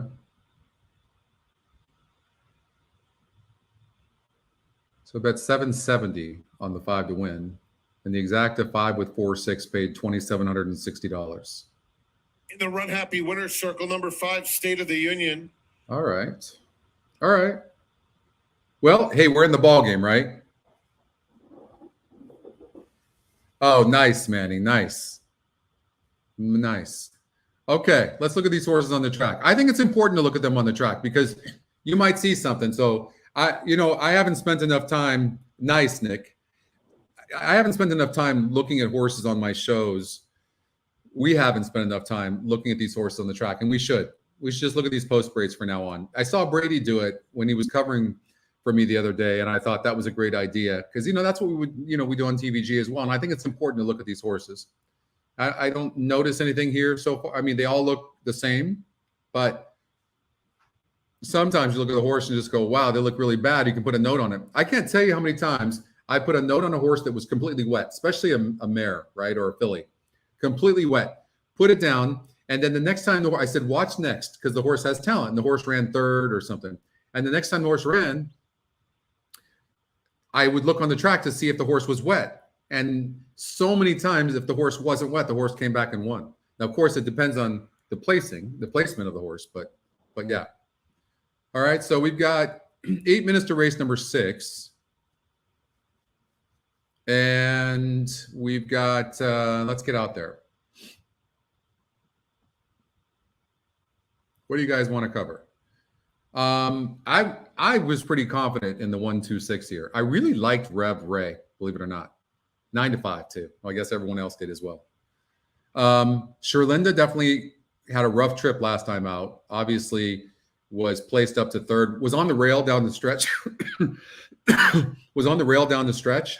And what happened was the got cut off. So, and one horse got disqualified and stuff, but the horse probably would have been second. No one was going to catch the horse that won that race that day, but the horse was a decent horse for the level. And so anyways, and this is a bit easier than last time out. And Rev Ray, I watched this past performance as well, and that was a really good performance. So it's also the EquinEdge long shot. And the 6 horse is dead on the board, no doubt about it. And this horse went gate to wire last time out. And I looked at the competition of that last race on our link feature on my staging site, and I thought this horse could go right back gate to wire. But it is dead on the board. But I did think the race was between those 3 horses, although you have a horse like the 5 horse that's 16%, 6-1 in the EquinEdge morning line. So this horse is not dead by any stretch of the imagination.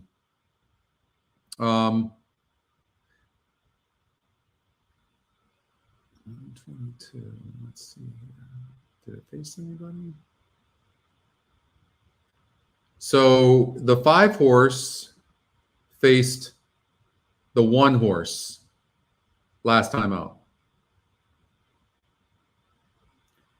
And the 5 stumbled and still got second. That's interesting. Horse just popped up at Santa Anita.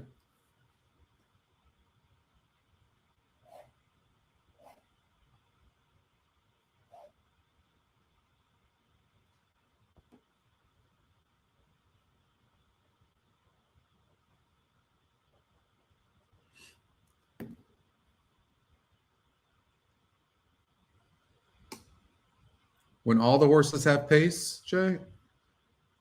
Well, let's see here. They don't all have pace, though. You're not talking about this race, I'm assuming. I mean, there's just so many factors. That makes it a little bit more difficult for sure. It does. My top pick in this race for sure would be the 2. Right? You might want to do like a 1-2-6 exacta box. Well, hopefully we'll find an example of what you're talking about, Jay, and we'll see if we can give a good example of that. As far as the leaderboard goes,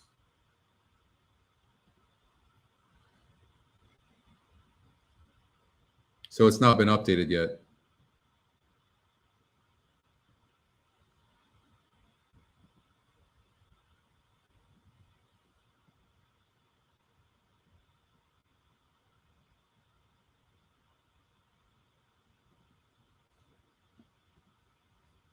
Oh, okay. Thank you, Nick. So again, I like the 2 Rev Ray. I like the race it comes out of. It was your favorite. I think the 5 horse is getting overbet. I know it kind of stumbled and ran on, but the 1 comes out of that same race and had trouble. I don't know. But I could be wrong on that. Okay, just so you know. There's no way you can say this 5 horse can't win this race. It's just not a horse I like. It broke its maiden by 4 lengths against a 38 group, and then goes up against the 58 group and does that. Was it a weak 58 group? It makes me like the 2 that much more and less of the 1. And I'm shocked at how dead the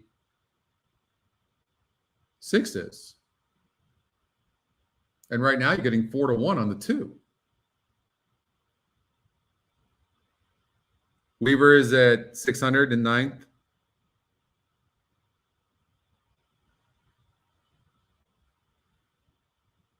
Oh, thank you, Nick. Well, I'm rooting for you, brother. I think that we've proven successfully that you have to try to beat horses that you just have a conviction against. And for whatever reason, this 5 horse is one of those for me. Although it stumbled last time out and still got second. But the 1 had a lot of trouble. They come out of the same race.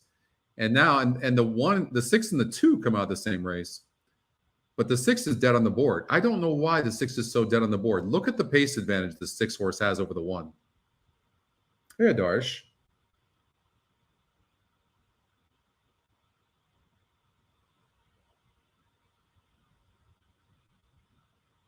The 1 in the 7th. I like the 1 as well. I'm not going to disagree with you on that 1 horse. at all, Eric. But the 6 horse, the 2 and the 10, believe it or not, is I think the 10's live. But if I had to pick one horse to win the race, it would be the 1 as well. It would be the 1.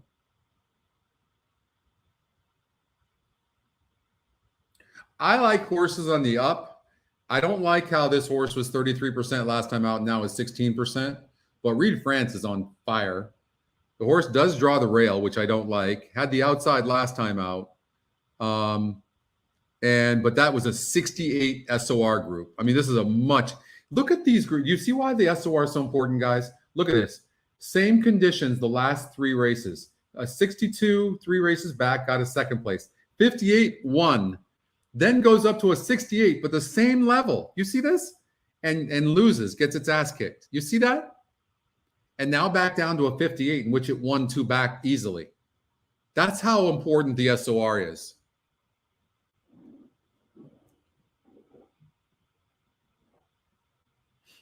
Matt likes the 6, 5, and 1. So he likes Carolina Mia. I did too. Look at what this horse has been facing. 66 group last time out, only lost by 3 1/4 lengths. Then 60 and won the race. 62. This is a 58 group. I mean, but I do like the 6 as well. All right, back here. So Matt likes Midnight Flower to go gate to wire.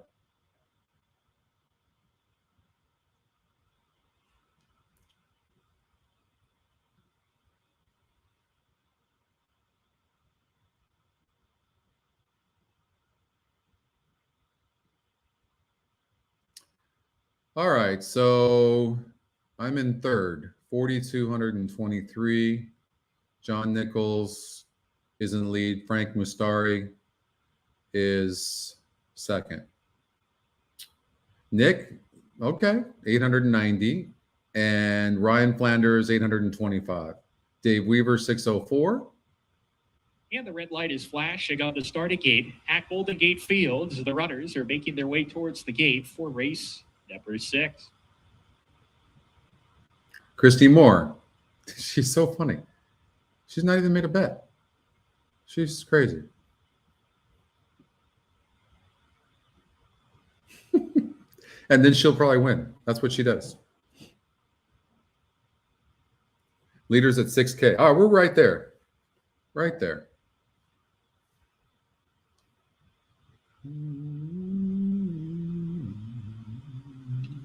Shiralinda to the inside post is coming up. The You know, I like the 2 the best in the race, but I think the 6 can go gate to wire, and the 1 horse, I think the 1 will be in the money for sure. It's a tough race, but I'm going to lean towards the 2. I'm going to say 2 over the 1 and 6. You singled the 3? 2 more runners to complete the line. Reverie to post position number 2. And Midnight Get it, Nick. To round out the group as well. Those 2 coming up towards the gate together.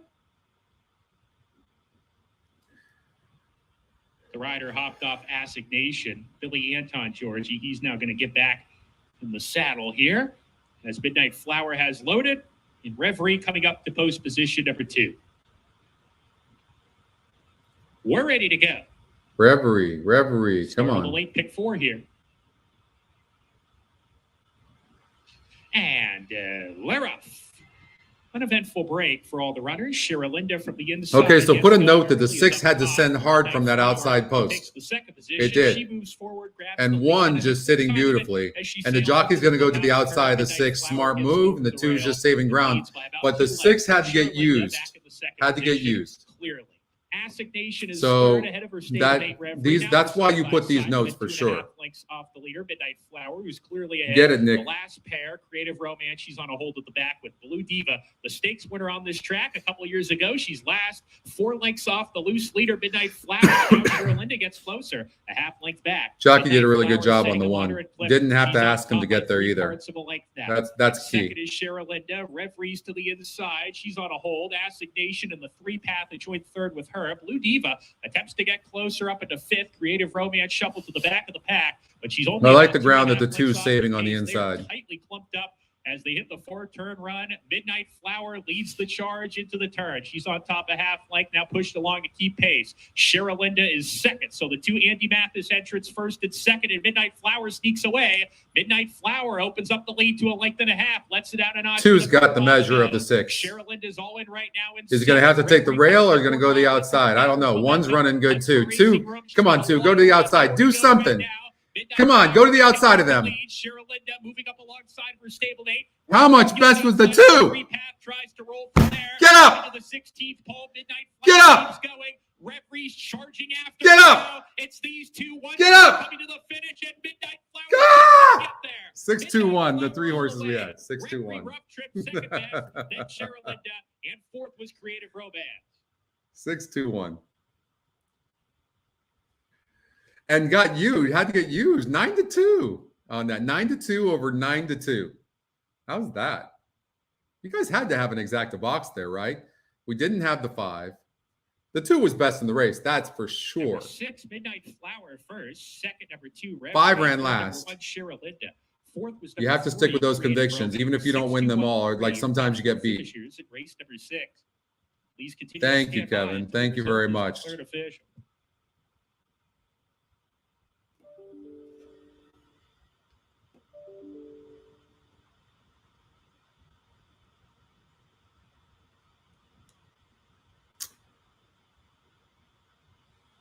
Yeah, I just really did not like that 5. Just really did not like that 5. Thank you, guys. Thank you. I'm glad you guys had that. Trifecta box, yeah. I mean, that's nice. That's going to pay good. The 5 horse was the second choice, I think, or maybe even the favorite. The 3 horse was getting bet.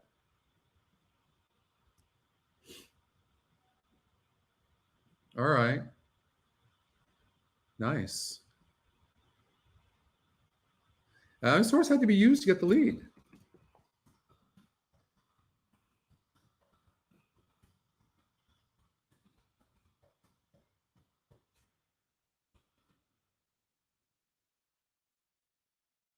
Nice. Right on.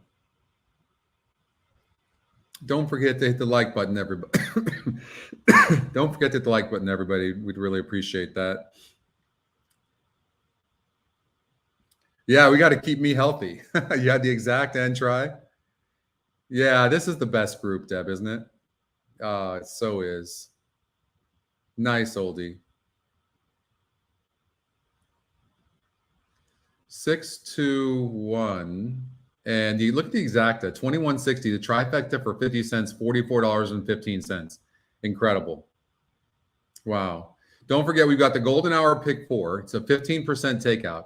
It starts in race number 8 at Santa Anita, right? Then goes to race number 8 at Golden Gate Fields, back to Santa Anita, race number 9, and then finishes off at, which is leg 3, and then leg 4, the final leg in race number 9 at Golden Gate Fields. And it all happens in about 45 minutes. That's what makes it so cool. And then we'll have the golden hour daily double that starts in race number 9 from Santa Anita Park. Okay. So good stuff. Those were nice payouts. You guys got to be happy about that. I'd be really happy about those payouts. So we've got race number 7 from Santa Anita Park, and they're in the paddock. Yeah, I'm gonna get some water. Excuse me 1 second. Thank you very much. I appreciate that. That would have been the 10 new heat for Anthony Saavedra. She was 5th last time out sprinting. I think stretching back out is going to be helpful to her. She has faced allowance type company. She's a little inconsistent, to be quite frank.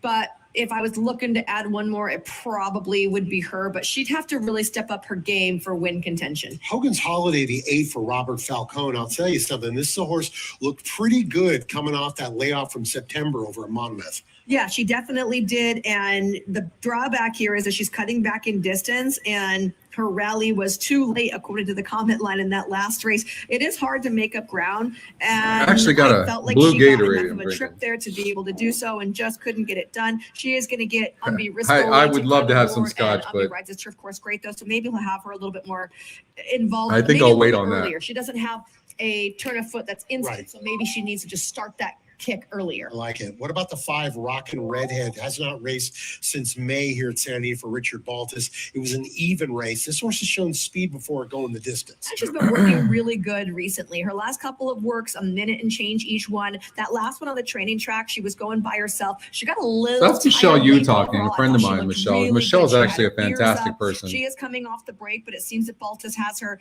keyed up and ready to go. I thought that she was a player in here for sure. Horses getting ready All as right. they come out onto And track. Peter Final Urton, pick 3 of the afternoon. of course. Remember the golden hour. Pick Peter and 4. I Last always race would in drive San Anita, out when I was last living in race California. I'd drive out to LA. I miss in Peter, race number and we'd go 8. get Horses sushi. coming out on the track. And so I got a story for you guys. So you guys know who Jack Wagner is? Jack Wagner was, I think he was in Dallas and he was in, all those soap operas. Do you guys remember Jack Wagner? I mean, you have to be a little bit older. You got dated back, right?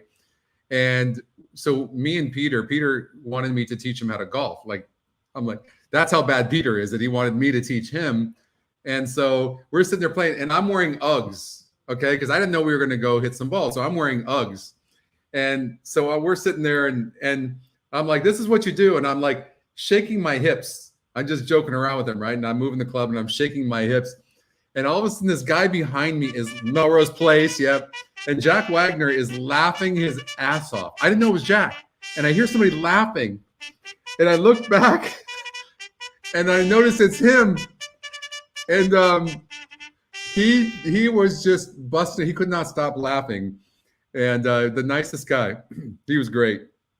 And then we were just, me and Peter were just chatting with him.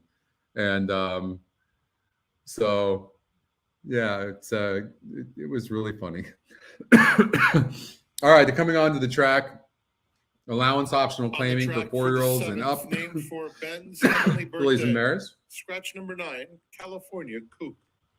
They'll be at the 1 gate mile in on the just turf. 6 minutes. Please make your way. Oh, nice. Welcome from Sweden. Thank you so Don't much. forget, we have special holiday racing on Monday, President's Day. It's so fantastic We to also have you. Beers and sodas for just $1 and $2 hot dogs. Come celebrate President's Day with us right here at the Great Race Place. All right. We'll just look at them and see if we can see anything. Oh, I think there was an email horse, wasn't there? This race number 7. Yeah, the 2 horse, who's the favorite, popped up.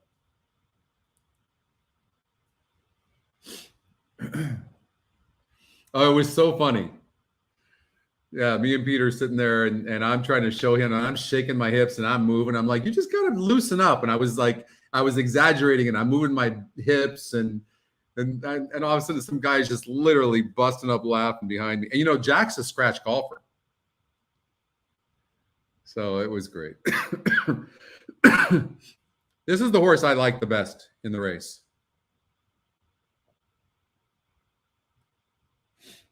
And we'll talk about the 3 as well, Eric. We'll definitely get there.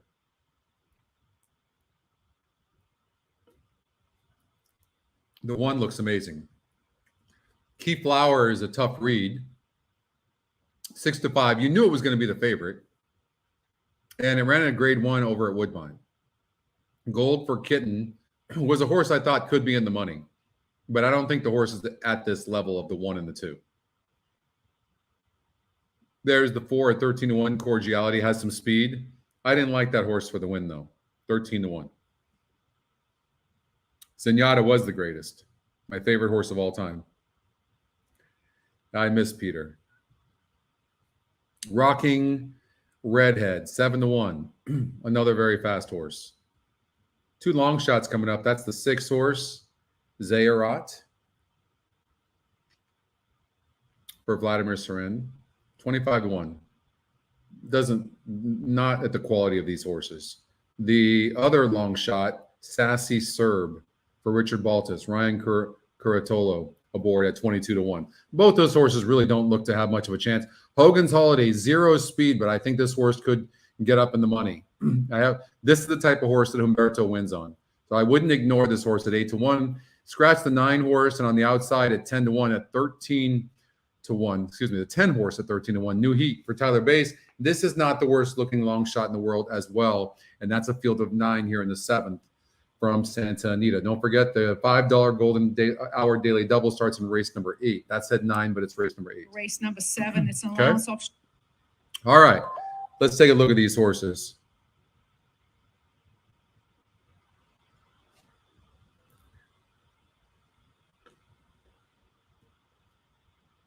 Okay.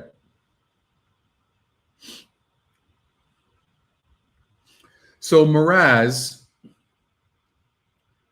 you look at this horse last couple of races, like you think this horse needs the lead, but this horse is getting the lead against better horses and doesn't need the lead. And that's going to be better for this horse. So I definitely see the one horse sitting a patient trip. Juan Hernandez gets off of both the 6 and the 7, who really didn't have much of a chance anyway. So he was always going to choose the 1. So I wouldn't play the 1 for that reason at all. But I do think Mraz sits off of the 4 horse, and he might even let the 5 horse Rockin' Redhead go. He might, because you can see that Abel Cedillo is probably thinking my best chance is being on the lead. So he might try to go to the lead with the 4. The 3 horse is very fast as well. I'm not going to be surprised if that 3 horse tries to be forwardly placed. I just didn't think the horse was good enough. It went off at 8-1 last time out in that race on 1-9. That grade 3, the 2 horse Keyflower. Here's the thing about this horse, a tough one. Of course, the connections are fantastic. Leonard Powell, Flavian Pratt, and then you've got the horse been off since October, though. Only lost by 1 3/4 lengths in a grade 1 race. Clearly, these aren't graded material. These aren't even grade 3 horses. Okay? So, I mean, from that perspective alone, maybe the 2 is the horse to beat. I got thrown off a little bit, and probably a few of you did, by the 7-2 on the EquinEdge morning line. But I will say this.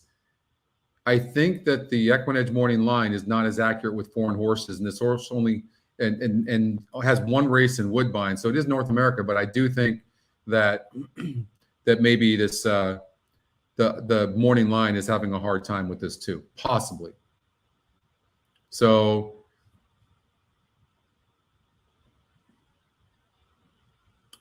EquinEdge morning line on the 1 horse is 9-5. I think the 8 can run. I do. So, I mean, of course, you had to know that the 2 was going to take play. That doesn't necessarily mean that the horse is going to win this race, but it did barely lose in a grade 1 race. I mean, based on that alone, these are, I mean, look, if you look at these horses, Mraz, I mean, this horse maybe was maybe this horse is a grade 3 horse. More like a non-graded stakes race that's just a cut below. But we really don't know. We really don't know how good this horse is. Let me ask you, I mean, why wouldn't you train this horse up and not waste a race, possibly? Why would you put this horse in this race? I mean, maybe they're going to keep this horse down here. Maybe they think this horse is going to do better with the climate here in California. That's a possibility, right?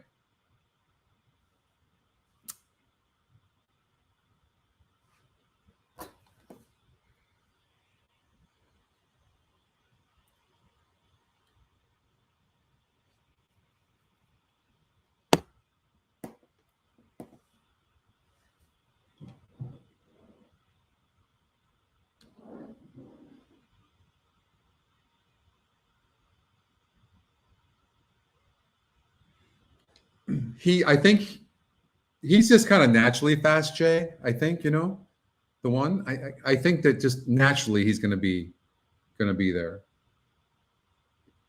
Nice hit, Elliot.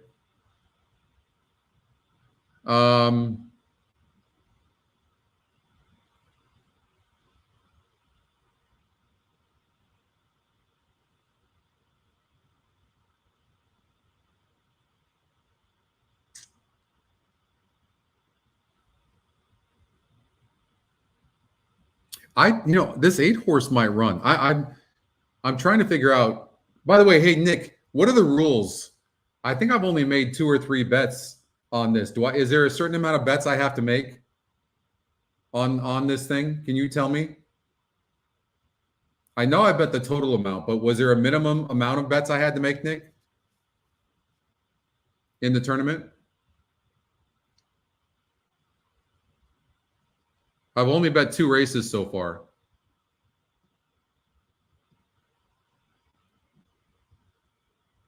Oh, there's not in this one? Okay. Holiday, Sassy Serb outside of that pair. Zayarat is second to last and still New Heat at the back of the field. They have a half-mile left to run. Cordiality is the boss. Has it a length and a half now. Rocking Redhead in second. So the 3 horses we thought would be on the lead then Keyflower. are Miraz is 4 lengths off the lead. 2 looks Sassy plenty Serb loaded. is next. Zayarat moves up a bit inside. 1's of been running very Hogan's Holiday patient, and 3/4 and to nobody New else Heat. is. The 10's coming It's maybe for an Cordiality exotic coming to the piece. quarter pole. A 3-wide bid. I coming think from the jockey and the Keyflower one's out trying of not to go challenge too wide. As the field turns for home, Rocking Redhead is in between them. They're followed by Gold for Kitten, who's trying to get out, and Miraz has a clear shot on the outside. A 16th of a mile to go. Keyflower emerges with the lead. Miraz chasing gamely on the outside of Rocking Redhead. It will be Keyflower. A nice win. 2-1-5. 3/4 of the length. Miraz was 2-1-5. second. 4-way battle for the rest among Gold for Kitten. Rocking Redhead was in that mix with Hogan's Holiday and New Heat. 2-1-5.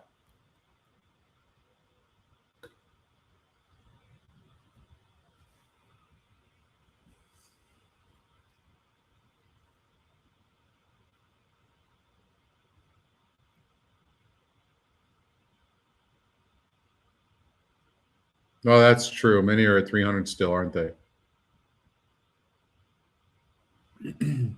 I mean, 8-5 over 8-5. 2, Keyflower first. 1, No, John, Miraz I don't think. second. I mean, Photo for third. nothing's changed. 2-1-5. 10 horse ran on as well. 2-1-5, 3-10.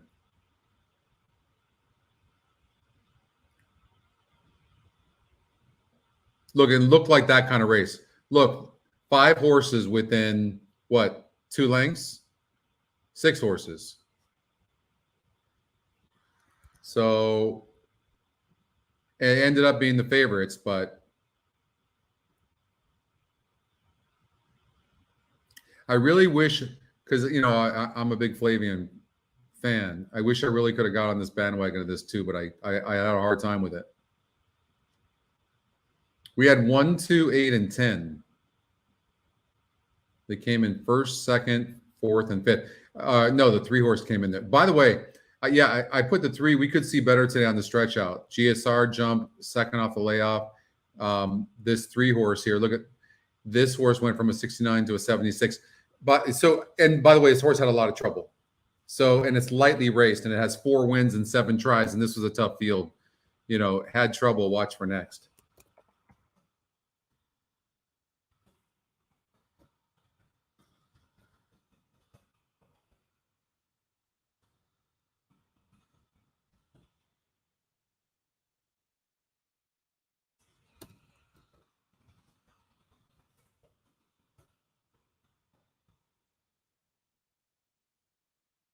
Megahertz was amazing.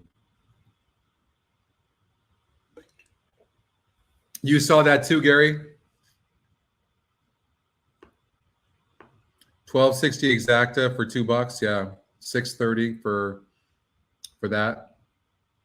Not terrible. All right, let's get out to Golden Gate Fields.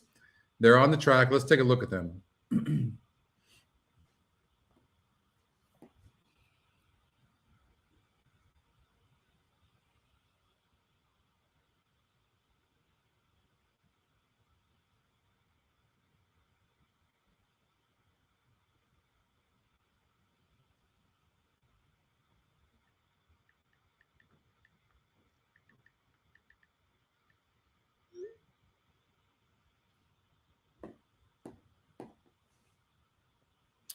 Tiger Queen.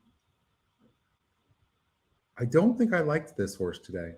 We'll look, but I don't think I like this horse. Steve Sherman has the 4, 20-1. Scratch the 5. There's the 6 at 7-1. Carolina Mia, Pedro Torero. The 7 horse, 10 the Smart Way, looks wet. Doesn't look very good to me on the track. On the back. The 8 horse at 13-1 certainly outlooks the 13-1 for sure.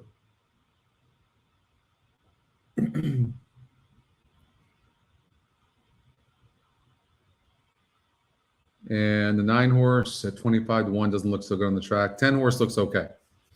Queen Molotov on the outside. Coat looks good. Don't love the post, but let's take a look. All right.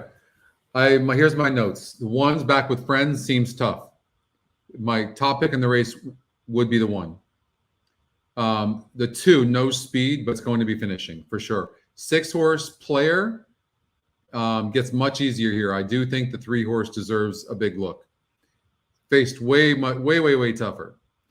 And this is the interesting horse. Oh, I mean, it's 2-1, but it's not fast and it's not a good breaker. And it's had some really bad trips, but it can finish. I think the 10 can win. I think the 10's the type of horse we're trying to beat. I really do. I really do. It draws the outside post and is not a good breaker, but it will be finishing. She can really finish. But that post for a horse that probably won't show any speed is not really a great place to be. What I like about the 1 is the 1 doesn't need the lead.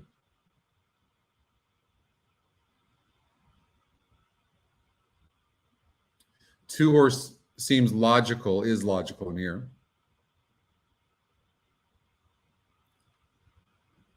All right, let's see here what's going on the leaderboard.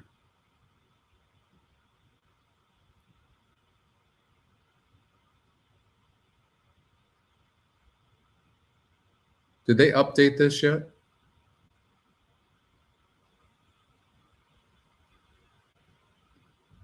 Okay.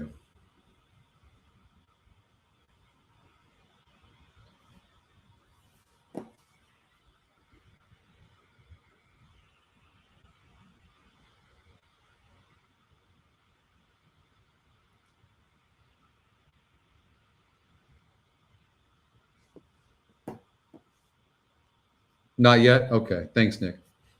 1, 2, 6, 10.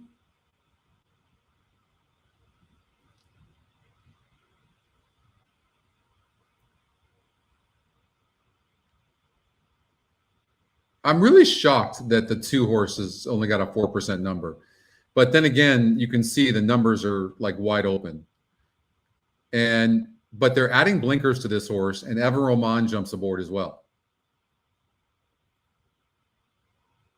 But this horse is cutting back from 8 furlongs, but the GSR actually jumps up. So this horse is probably a late running sprinter. Would you guys agree with that? Bred for synthetic, no doubt about that. It looks like this horse can pretty much do anything, but adding blinkers, we'll see. What you want to do when they add blinkers is look to see the workouts and see if they're different than what they were before. And they don't look any different to me. They look the same, so it's hard to tell. So all we know is they're adding blinkers. We don't know in Evan Roman.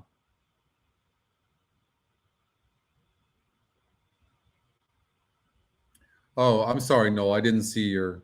Thank you, Nick. It's called EquinEdge.com. EQU, just like up here. You see that up there? And we have a free week as well, so you can go and check that out. And all algorithms, 33 algorithms on our website. I haven't used really the ticket generator that much, have I?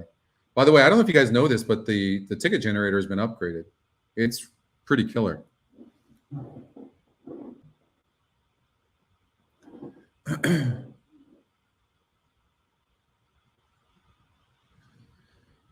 Um, 4 minutes before race number 7 here from Golden Gate Fields.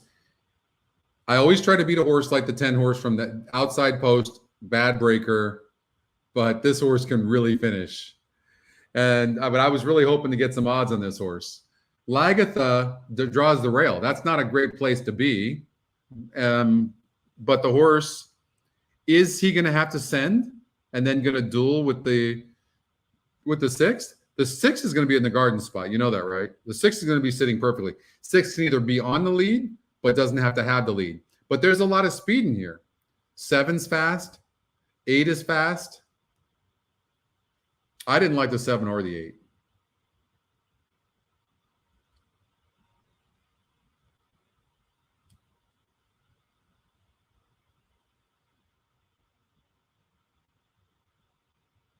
You know a horse we haven't talked about who's interesting is this horse is going up 13 points in GSR and been off since October.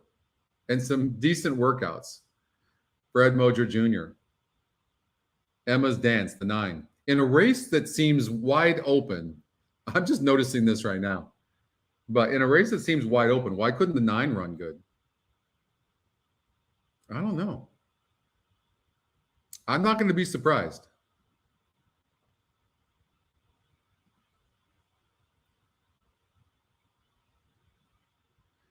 This is a step up in class for the 4, and the horse has no speed. If I'm going to take a closer,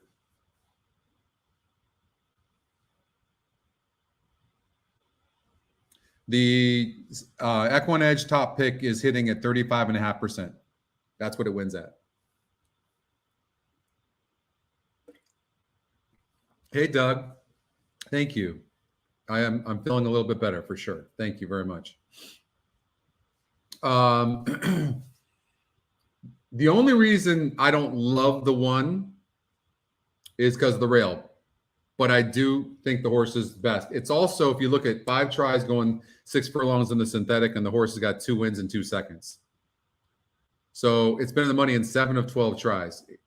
It seems reliable.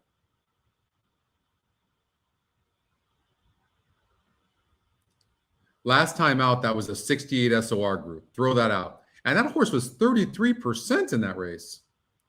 The algorithm was off in that. I mean, that's a big jump. Now this horse is getting back to its friends. It should be really, really tough to beat. I'm curious about the 6, though, because really the jockey on the 6, Pedro Terrell, he controls everything. He does. This guy can be on the lead, or he can be sitting behind them. He can do whatever he wants to do on the 6 horse. Carolina Mia.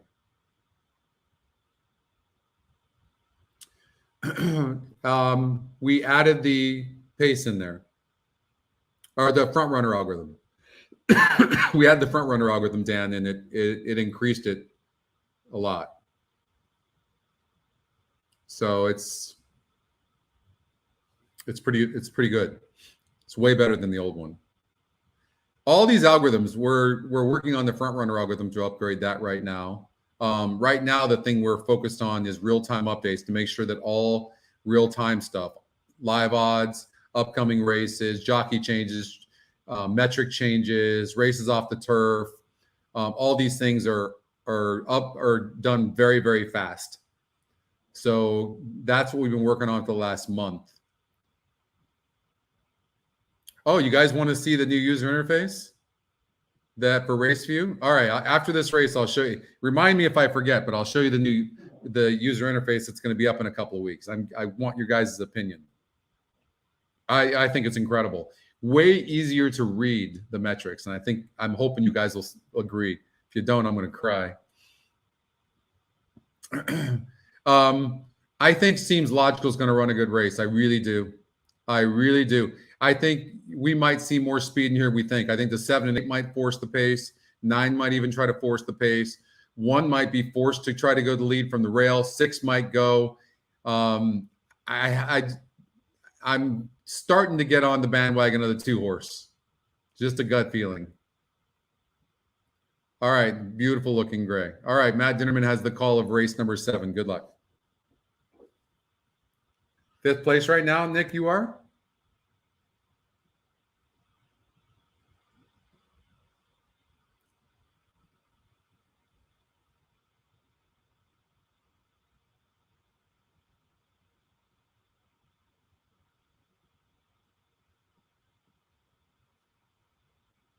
And the runners are facing up to the gate. Seems logical coming up to post 2. You don't have to, but you can. Carolina Mia, post position number 6. I didn't lose my taste or smell, About no. to take her spot in the gate and 10th the smart way. Just body aches, chest. Daniela Bella. I wasn't having breathing post-position issues, 4. but my chest was very tight The and Pharaohs fluid girl in my will be lungs. next to step in. Fluid in my lungs. My head cold. The head cold was brutal. The Pharaohs girl goes into the gate. Emma's Dance, post position at number 9. 2 more runners to load in. All right, let's see if we can get some pace. The 10 horse looks gorgeous. That post is brutal, though, for a horse that keeps breaking bad. So we'll see. We'll see what happens. This is a very interesting race. One's very wet, draws the rail. We'll see. I'm thinking the 2 is going to close. And Leroff, a slow break from Lagatha. Oh, Lagatha, see? 4 lengths. Wet. And 10 broke beautifully. Girl. She's up on the pace with Queen Molotov a neck off. Those 2 right together now with 5 furlongs to go. They put about 2 lengths. Did not expect to see the 10 horse like sitting in second right now. Then wow. Another pair. Tiger Queen inside of Carolina Mia. Seems logical. It joins second to last. I didn't. Why does that sound familiar? The slow break will have to pass the ball. She's got 10 lengths to make up and about a half mile. They charge into the far turn, and the Pharaohs girl, first start against winners, leads the way around the far turn, about 3 parts of length ahead. Queen Molotov sent to lock from the second position. The Pharaohs girl lets it out a notch and strides a length in front. Queen Molotov under some pressure at second. 10 the smart way gets closer, 3 wide up into third. Tiger Queen cuts the corner coming off the turn. That seems logical out of last. Coming on late is 4 lengths to make up on the leader. The Pharaohs girl who comes down the stretch, and she puts 3 lengths on her competition now. The rest are battling for a minor award, but the Pharaohs girl with a 16th to go is still full of run. How about that 8, huh? Really found her calling on this Tapeta surface. She's going well right now. The light bulb's turned on for her. The Pharaohs girl, she won by about 3. Second seems logical, then 10 the smart way. Tiger Queen was 4th. Daniela Bella fifth. Wow.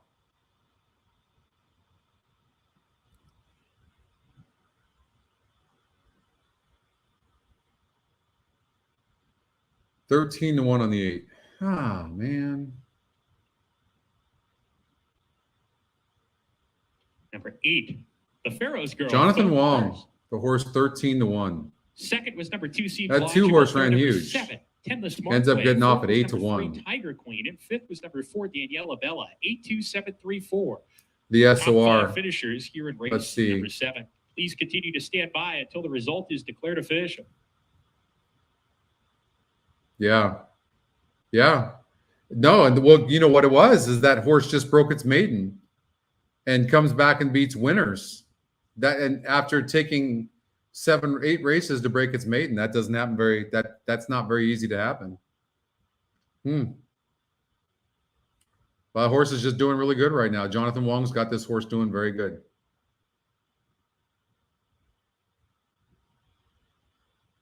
That one was wet. Was very wet.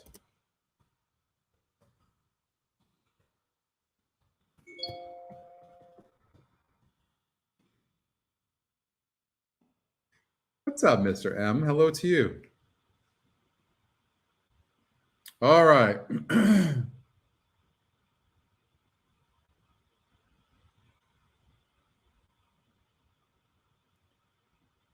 Jeff Siegel. This is his notes on the 1 horse and the 2 horse.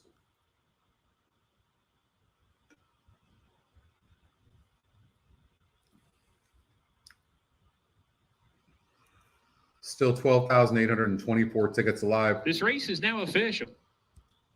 And the pick 6, Rainbow pick 6. If nobody hits the pick 6, tomorrow we will be handicapping a lot covering the pick 6. Like, if nobody hits the pick 6 tonight, then I'm going to really start handicapping tonight for that tomorrow. Mandatory payout.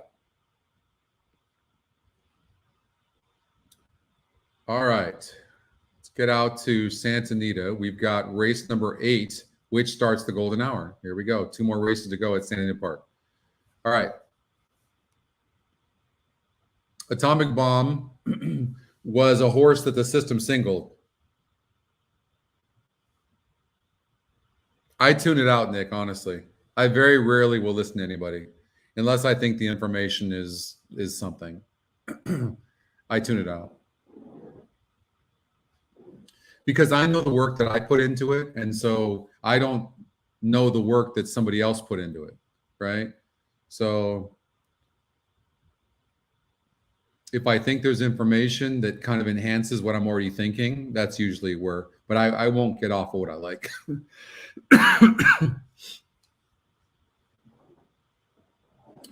So,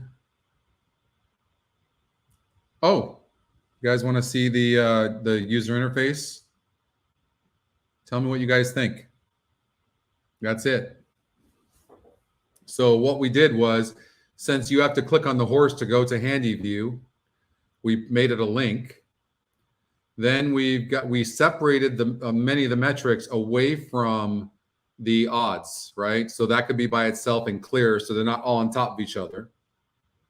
Simon's very good. Simon Bray is actually really good. Simon's a good friend of mine. Then you see how we separated them out, and to make it really clean. What do you guys think? Do you guys like this? Yeah, because the key is when we're handicapping as handicappers, we need this. We need it to stand out. You know what I mean? Be really clean. Noel, for the algorithm's top selection, whether let's just say EquinEdge's top pick is about a negative 9% ROI. That includes takeout though. So it hits 35.5% of the time win, and it's about negative 9%. That changes, you know, from negative 7 to negative 11, but it's about negative 9 overall. Okay. It looks good, right? Super clean, huh? Really easy to read too. I didn't want the metrics all next to the EE morning line and all that. And by the way, so you see no more toggle on the EE morning line. You can look at the EE morning line next to the morning line. And by the way, we're very, very confident we're going to be able to better the EquinEdge morning line, which is already fantastic. So these metrics are just going to continue to get better and better. So anyways, that's a look.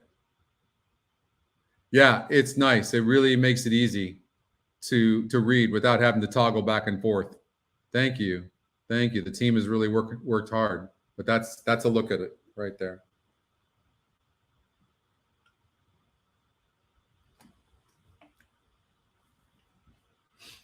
All right. 2 more races to go at Anita Park. We've got the Golden Hour pick 4. Thank you so much. I appreciate that. Yeah, I think it's really clean. I'm really excited about it. Atomic Drop is 3 to 5 right now. Remember I was telling you guys, when you take a speed horse, if it's got a top SOR as well, that's a good thing. Look at the one. It's got the top win percentage, second EquinEdge pick, top pace, top SOR, top GSR. I mean, there's a lot that's pointing towards the one horse Atomic Drop going gate to wire. There is, but the horse has been off since August. It's never been this high of a win percentage. It's been 25% and lost. But it had a low GSR. It had a low GSR. It didn't want to go on turf 9 furlongs. So you might want to forgive that. Then gets back going 6 furlongs on the dirt, 71 GSR, which it has today, went gate to wire. Then it was only 6% to win, going 7 furlongs. It couldn't get the lead, but it didn't run terrible, and it dueled from the inside and still held on and barely lost third. So, so you can throw that out. Then you come to the last race. This is the one that throws me off a little bit, but it was 8 furlongs. GSR drops a little bit. So I think 6.5 furlongs is absolutely perfect for this horse. I think this horse goes gate to wire. And the fact that the 2 horse is dead on the board, and I think the two horse isn't as fast as the 1, and the 2 horse seems to need the lead for its best. If you look, it doesn't pass horses. It loses ground every single time, right? And so And Flavian Pratt's really not that aggressive. I'd be shocked if the 2-horse dueled with the 1. But here's what you have to consider. Let's just say the 1 breaks bad. But look, he's a good breaker. Look, in his entire career, in 6 races, he's broke first or second. So it looks very reliable to break good. Whereas the 2-horse has not been that reliable and isn't as fast and isn't as classy.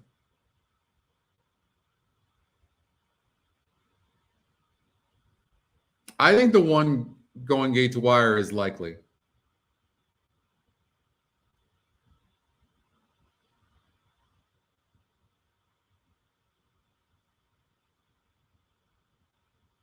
I do, Noel. With a 2% takeout, yeah, it would because most of the takeouts are like 22 to 26%, right? So if we're only a negative 9% and you've got a 2% takeout, you're profitable.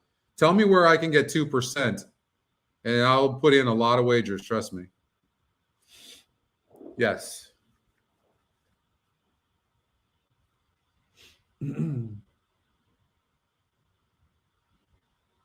Yeah, I think the 1-horse is going to like 6.5. Wow. Yeah, you should be doing that then. You should be playing those top EquinEdge picks then.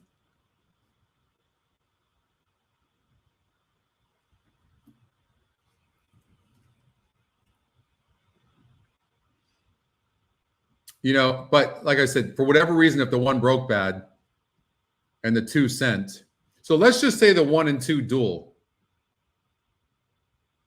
Who wins the race?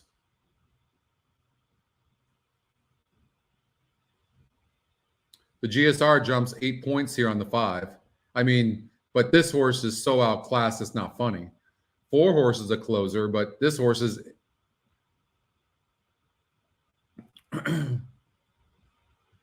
Well, if you look at the SOR, the 4 and the 5 are extremely outclassed.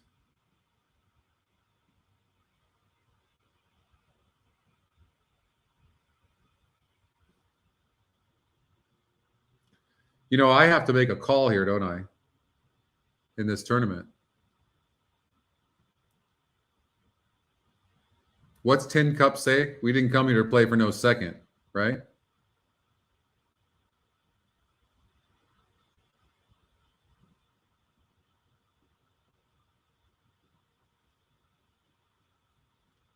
I wish. Hey, Anthony, I so wish I would have loved this horse right here. I so wish I would have, the 2. I got a little thrown off by the EquinEdge morning line not liking the horse. I mean, it didn't not like it, but it was 7-2. I wish the damn thing said 4-5 because it would have given me some confidence.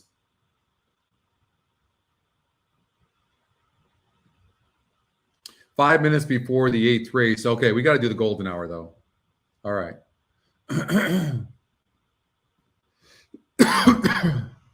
Don't forget, this is a $1 denomination.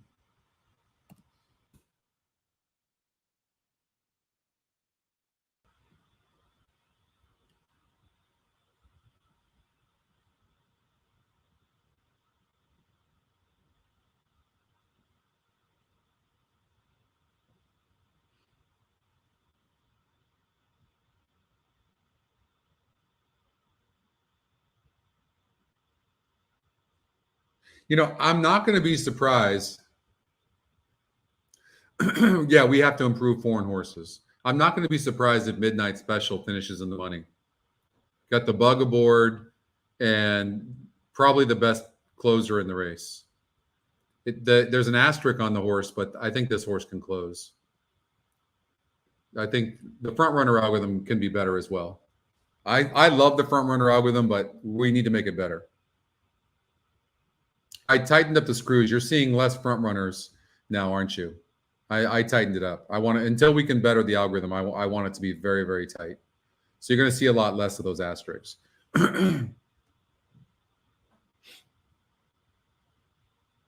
4 horse doesn't seem classy enough to me, Nano. To me.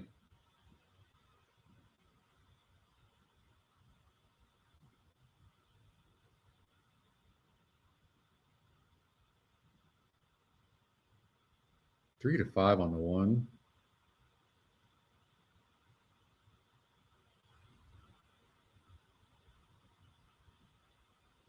I just don't think there's much in this race.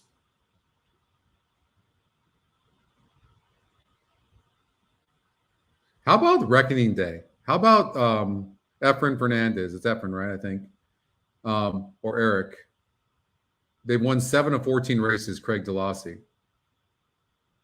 I mean, could this horse upset them? Yeah, I'm struggling with this race a little bit.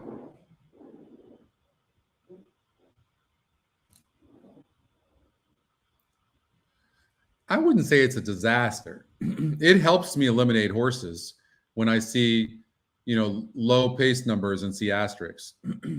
But yeah, I tightened it up so there's less horses. It needs to be better for sure. That's good information, Nick. Thank you. I don't know that the 2 horse has to run second. Does it? If it doesn't get the lead, is it going to? I don't know. They're at the gate. I'm going to single this horse. This is the golden hour that I'm going to recommend.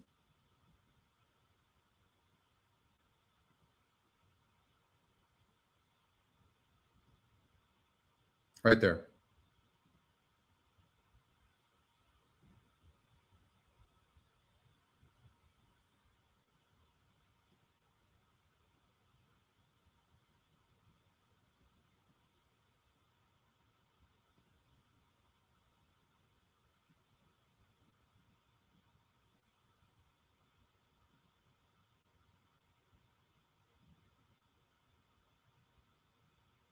Right there. That's what I'm going to recommend. 1 gate to wire. And I think I'm going to do 2,500 to win on the 1.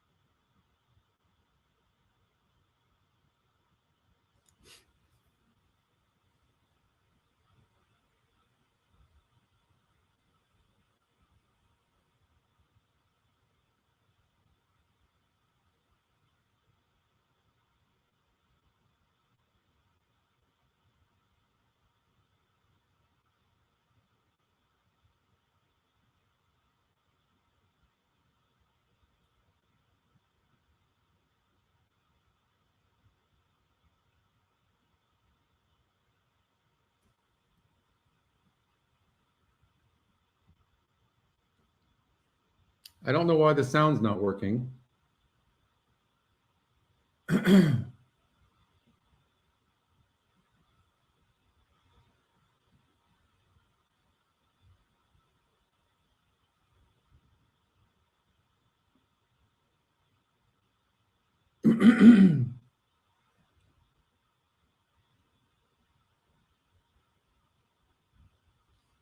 very worried about the 2 right now. Very worried about the 2. Oh, and look at the 1 ran huge. I mean, 8 lengths in front. The 2 was that good. Oh, God, that's brutal.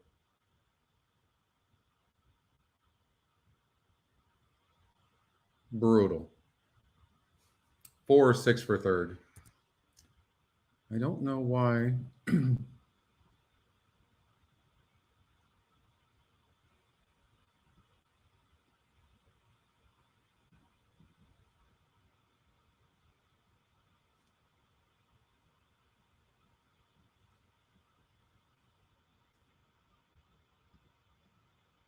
I don't have it muted, so I don't know what's going on.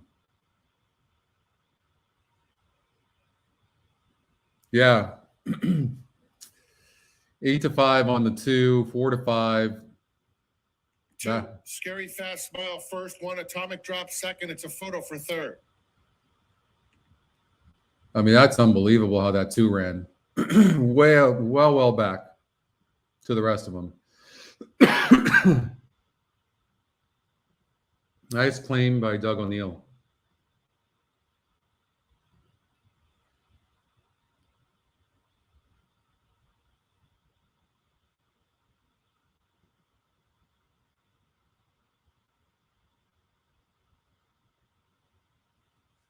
Oh, it's a drag.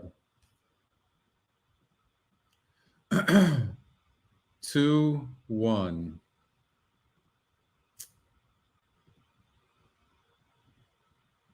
All right, we got one more race at Santa Anita.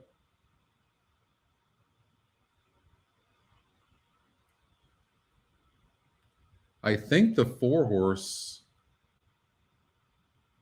or 6 got third. 2-1.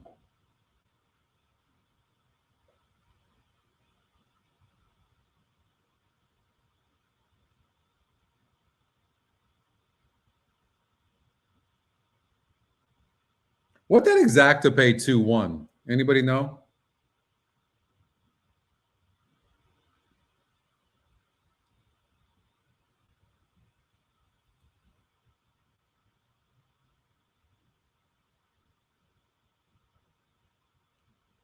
Flavian Pratt's so good.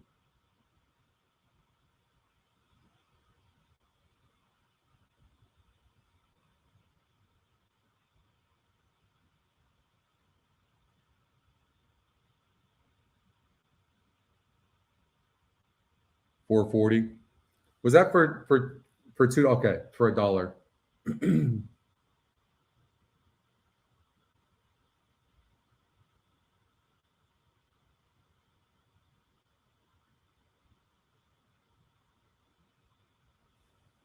All right, we went for it. 6-4. All right.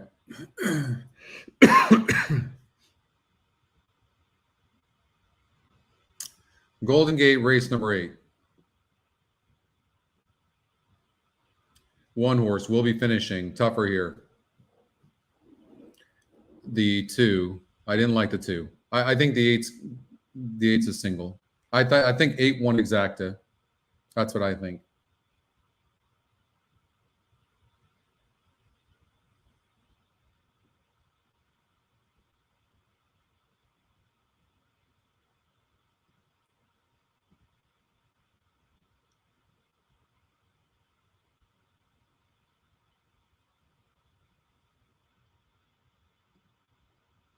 All right, let's see here. What'd that pay? Exacta $4.40. Trifecta $216, $10.90 for 50-cent trifecta.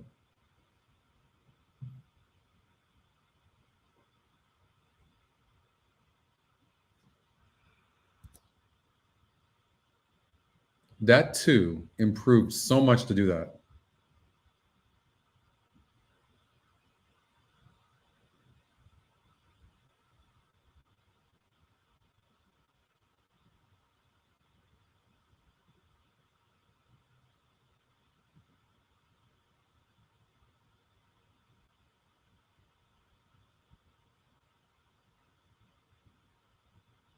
I mean, it wasn't even close, right?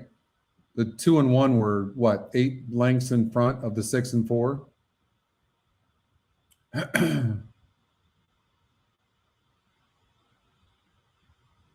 Really, the bet would have probably been 1-2 with 1-2 with 6 trifecta. That would have been a good bet. –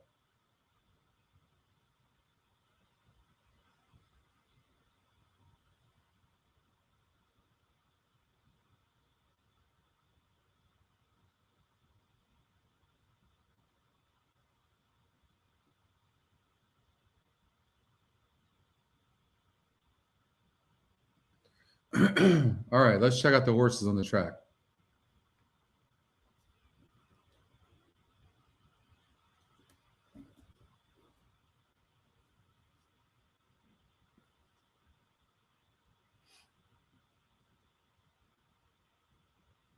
And ladies and gentlemen, we now introduce to you the field for race number 8, the El Dorado Shooter of 2022. Number 1 is Cool Mountain Lad, owned by Lorden, O'Leary Powers, conditioned by Victor Trujillo, Pedro Torrero aboard today. Number 2 is Mary Tucker's Psychodar, trained by Sammy Calvario, with Armando Ayuso, who retains the bat. Number 3, NRA, owned by KMN Racing LLC and Victory Rose Thoroughbreds Incorporated. Cristobal Herrera teams up with trainer Alan Jackson. Looks good. Number 4, Riding with Dino, owned by Paradise Farms Corporation, Katie Featherston and Lampert, trained by Bob Hesh Jr. Asael Espinoza is aboard. Number 5, Square Deal is scratched. Number 6 is RMC Hookem and jockey Ruben Fuentes. Victor Trujillo trains for owners Frankoff Derbar and Wayne Swisher. Number 7, Redham Racing LLC's All Stand Taller. Doug O'Neill trains, Irving Orozco ride. Completing the field is number 8, Better Trip Nick, owned by Gary Oakman and Ray Pagano, conditioned by Jonathan Wong. And Brian Pena is back in the saddle today. 8 minutes until race number 8. It's the $75,000 El Dorado Shooter Stakes for California bred or sired 3-year-olds and upward, going 6 furlongs on Tapeta. They'll reach the starting gate in about 7 minutes. All right. Time to move on. So the 8 to me, I don't know if you guys saw it, looked a little bit wet. Looked okay. Just looked okay to me. But it does hold a significant pace advantage. The 3 horse looked tremendous on the track.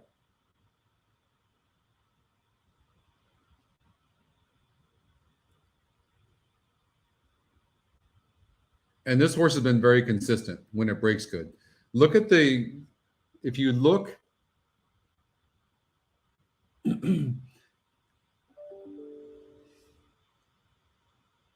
horse just popped up at Santa Anita, race 9.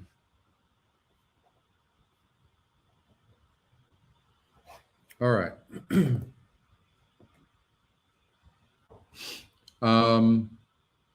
This is a very consistent horse, but it's dead on the board. And it seems like its best chance is on the lead, but the 8's faster.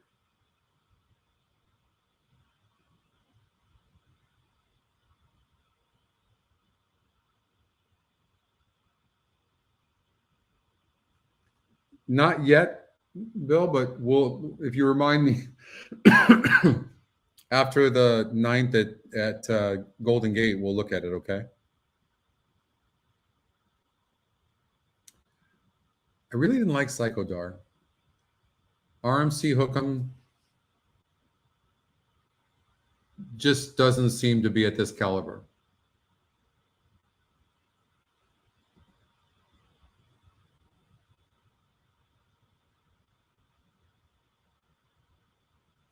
Psychodar has earned a lot of money per start on synthetic.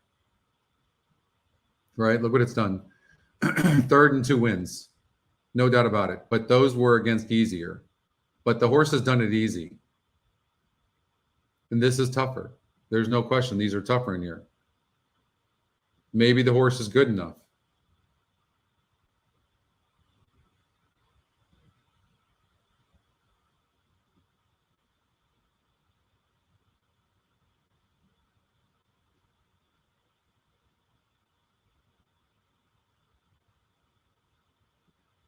And this guy's going to need some pace, the 1.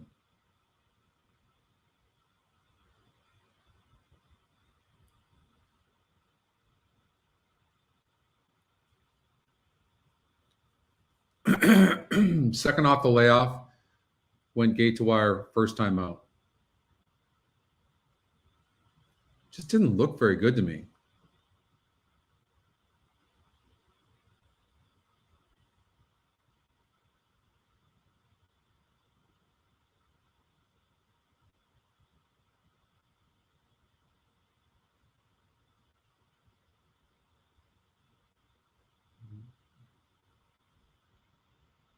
Showed speed going longer.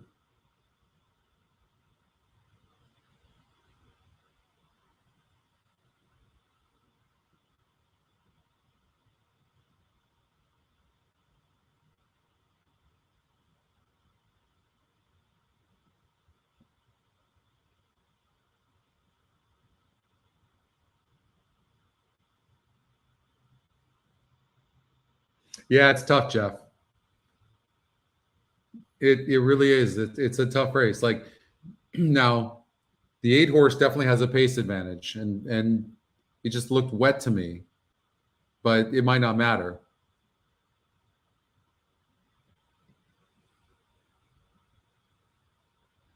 I mean, Jonathan Wong's winning everything.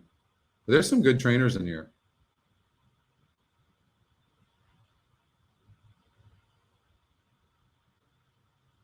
I mean, Doug O'Neill sends this horse from down south up to Golden Gate Fields, right? On the 7. Horse is 16-1. Could the horse at least be in the money? Is it worth like maybe betting the horse? I'm still in 4th after that. That was terrible. Terrible.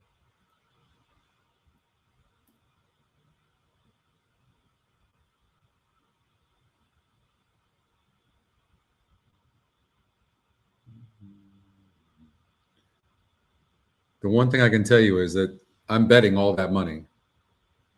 We're trying to win. Okay, on paper, the 8 should go gate to wire. No question.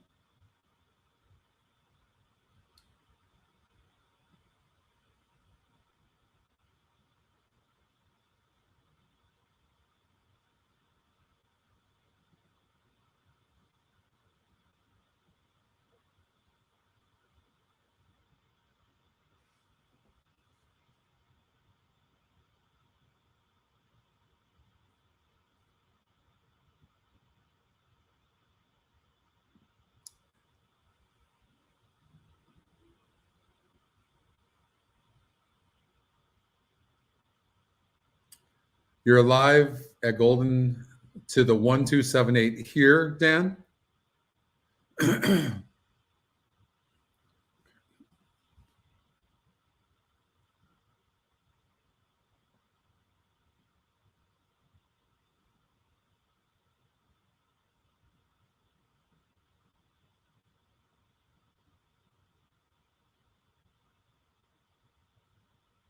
I like the 3 now. Like I'm kind of getting on the 3's bandwagon a little bit because I feel like the 3 horse can sit just off of the 8. And if the 8's no good, then the 3 could, like, because the 8 was wet, then the 3 horse could sit the perfect trip.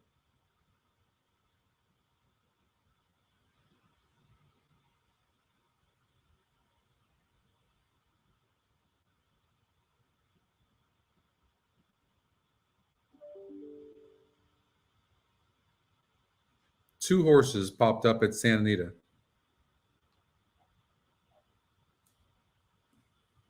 Interesting.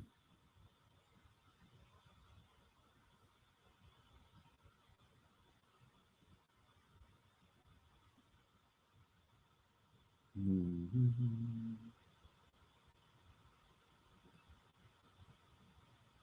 Three's been facing nice horses, and right there, right there. I'm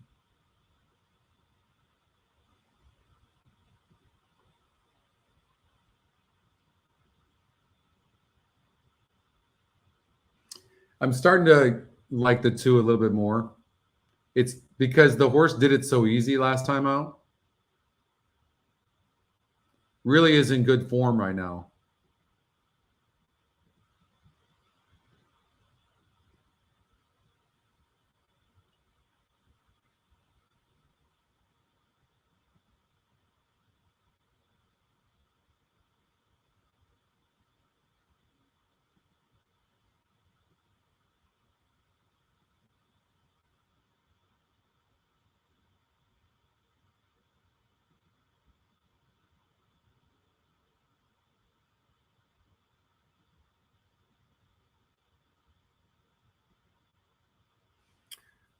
I like the top 3 EquinEdge picks, 1, 2, 8. But I'm not liking the 1 to win. I like the 2 or 8 to win. I'm I'm going to stay away from the 3. The 8 was wet last time out. Okay, that's good to know. That's actually really good to know.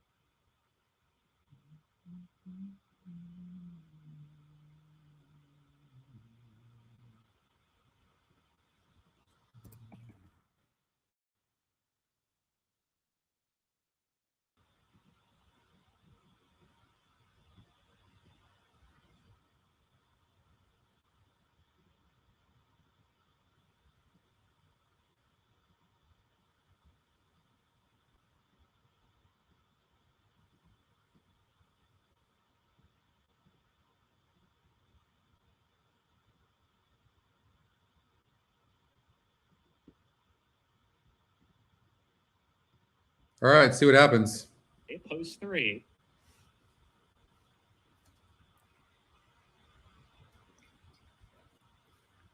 Riding with Dino, post 4.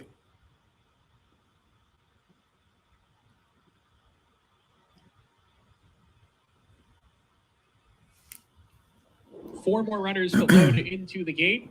RMC Hookem coming up, taking his spot. All stand taller in the red racing colors next.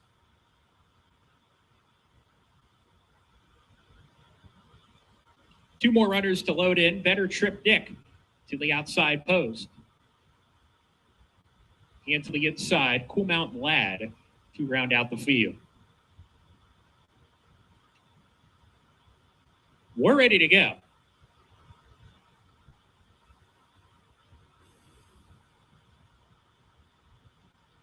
And we're off at the El Dorado Shooter Stakes, and all the runners had clean beginnings.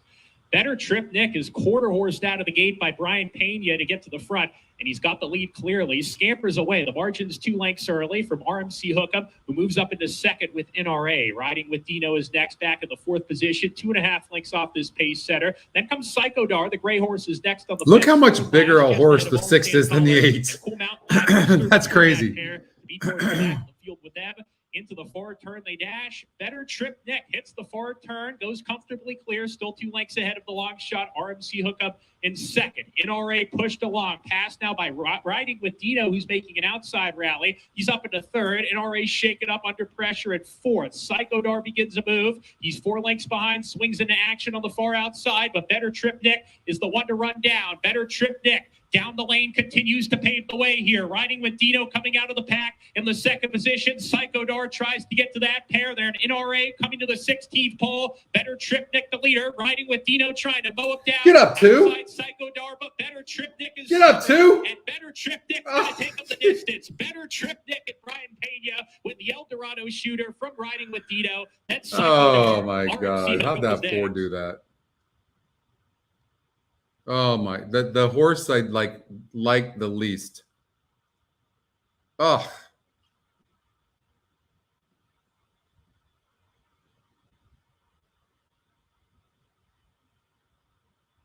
Number 8, Better Trip Nick was first. Photo finish for 2nd, 3rd, and 4th. Please continue to stand by until the result is declared official. 8-4-2.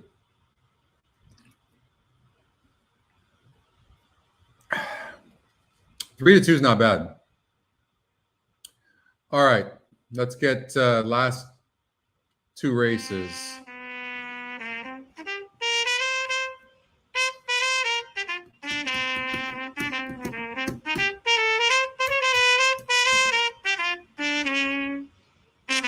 You need racing luck in this game as well.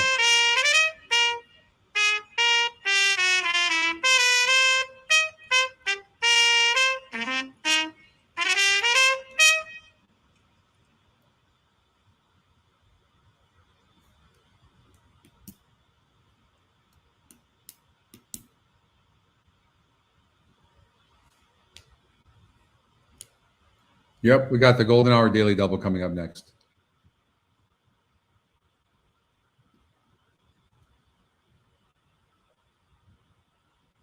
$11 horses here in the 9th and final. For the 9th, I hear you, Golden Jeff. Hour Believe double, me. it's the Pasadena You need a lot of Stakes. racing luck as well. And it really comes down to, to betting too, and yeah.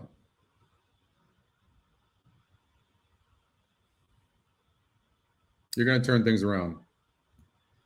The 3 horse and the 6 horse popped up. 14-1 and the 2-1.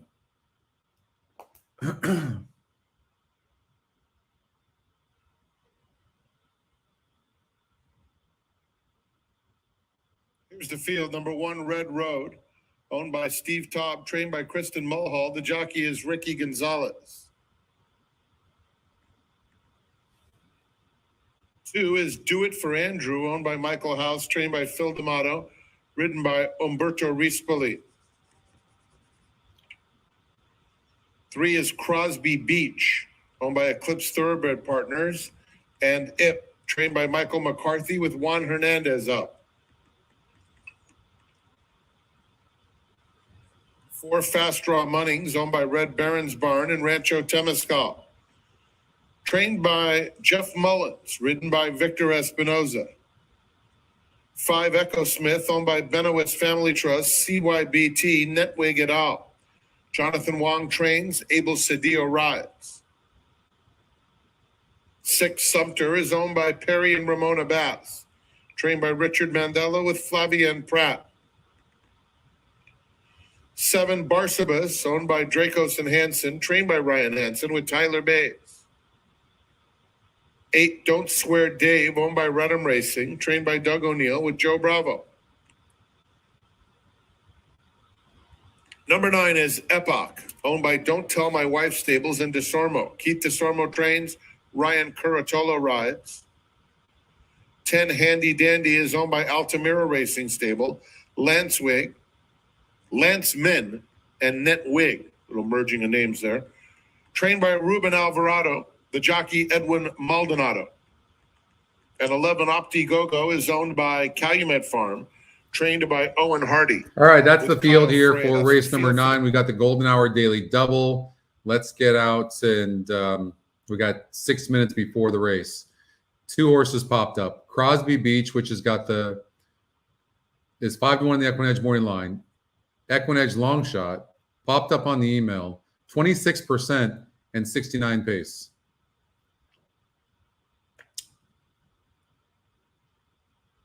Now, coming back and winning, not an easy thing to do first time against winners. And Flavian Pratt won on this horse last time out and gets off and stays on the 6.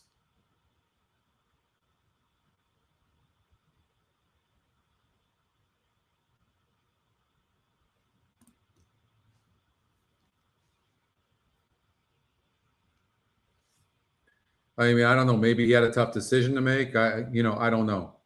That's a tough one.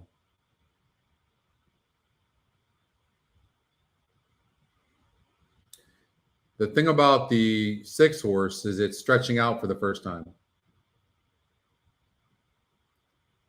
Certainly bred to go long.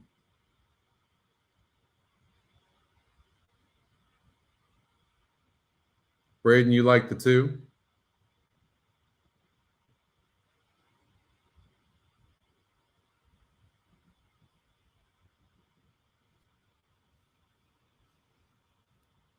You definitely might not be wrong about that, by the way.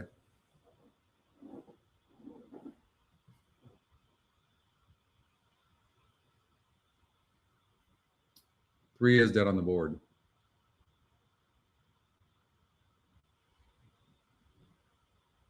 I mean, Flavian Pratt gets off of the 10 horse as well, who was 56% to win last time out. Now is 4% to win.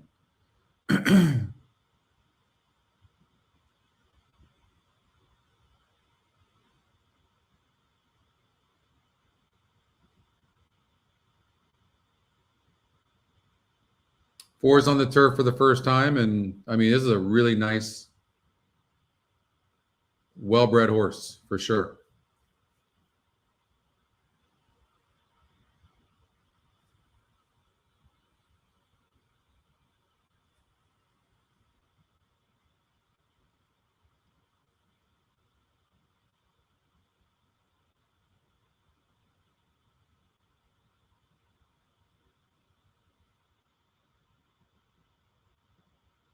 I'm curious Remembers when he broke his maiden back about in the the first week of January. You want to see a classy horse. They had 2. to do a shoe repair, and they did it in the shoe.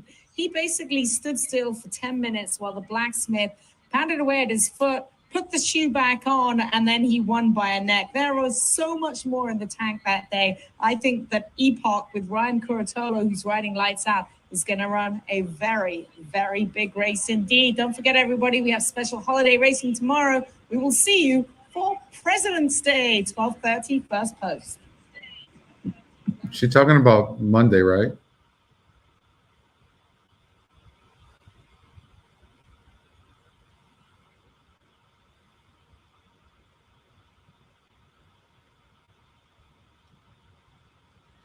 I don't think so, Bill. I don't think Flavian's getting off the loser. I'm struggling right now trying to figure out what to do with the 2.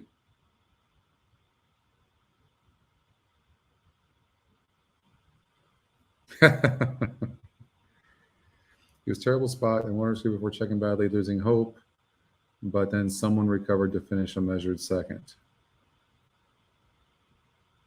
Impressive. The 8 horse. Don't swear, Dave.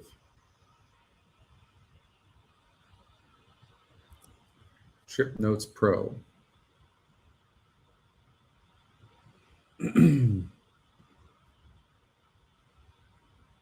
I have a note on this horse, had a lot of horse. So this horse did have a lot of trouble. No doubt about it. And stretching out now, the GSR goes up.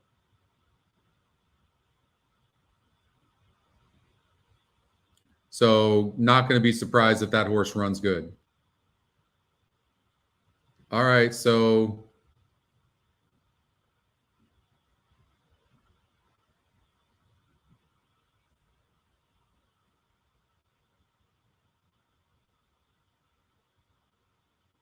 who's the horse?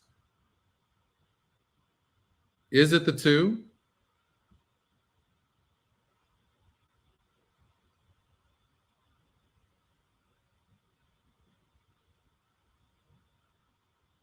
I'll tell you what, this 6 is getting some serious action, but jockey trainer combinations 0 for 8. I mean, Flavian Pratt gets off with 2 horses to ride the 6. I know. I got to go with Flavian. The horses are at the gate. It's post time for the Pasadena.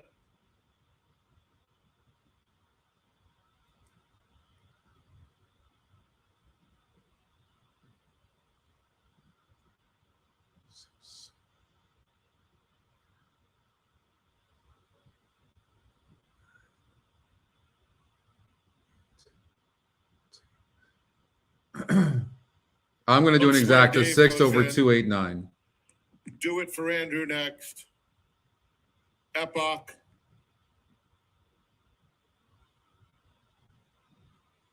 Echo Smith. Handy Dandy and Optigogo.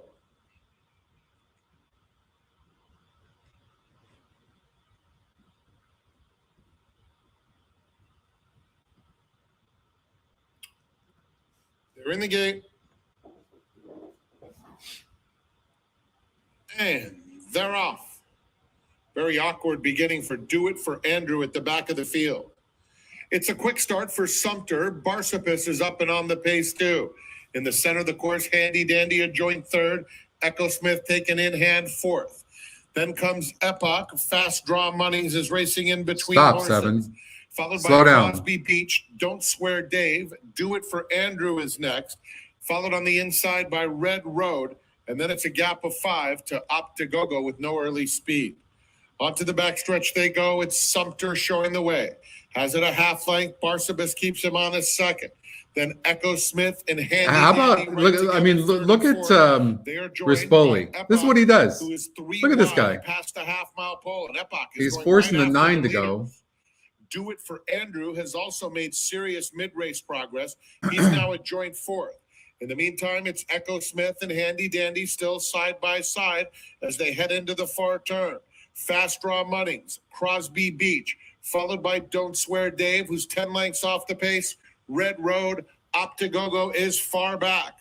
Quarter of a mile to go. Sumter has been there every step of the way. Epoch makes a move on the outside. In between them, Barsabas is fighting on gamely. There's an 1/8 of a mile to go. And Sumter now shakes free of those two. Opens up 3 lengths. Handy Dandy is starting to finish strongly into second. A 16th to go. And Sumter has a 2.5 lead over Handy Dandy. Just did the wrong Sumter exacta. there in front running fashion. Yet another for Flavian Pratt.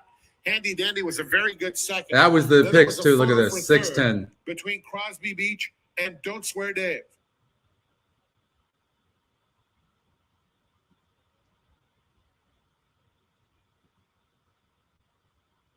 Oh. Gosh. Had the chance right there. Look at this. Last 2 races at Santa Anita. Look at this. 2-1-6 came in 2-1-6. Race number. I could have just followed that. 6-10 cold. These numbers are so insane. See, it's just decisions. Flavian Pratt wins the last 2 races. What's that exacta pay? 28.20. Oh.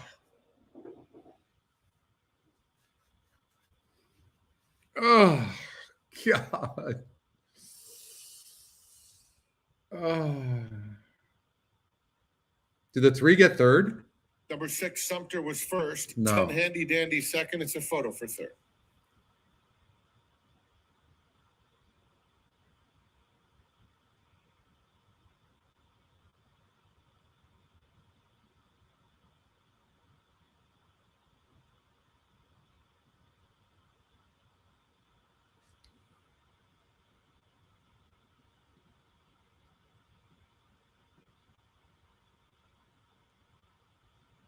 Oh.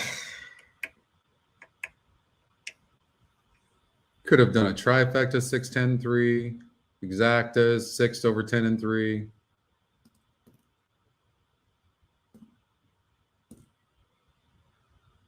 Wow. I messed that up big time.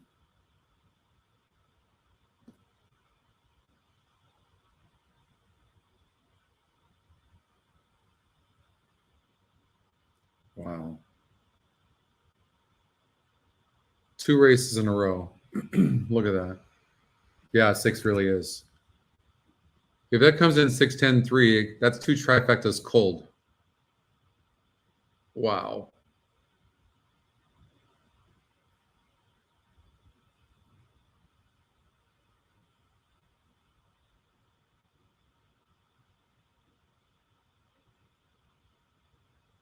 I know that 8 was right there as well.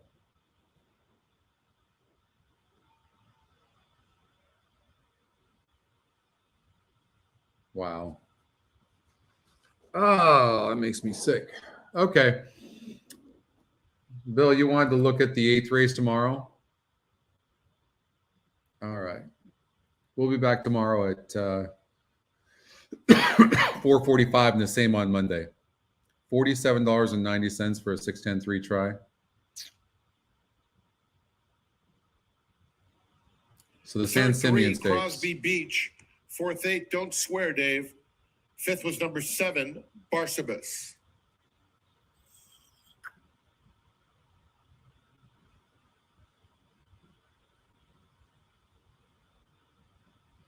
So Flavian gets off the 2 and the 7 to ride the 4 horse. Phil D'Amato takes over on the 4.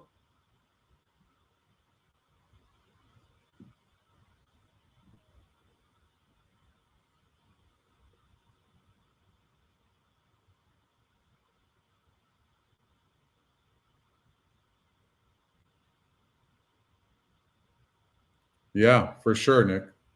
And the one before that. Right? So get rid of this horse. Chaos Theory. So for whatever reason,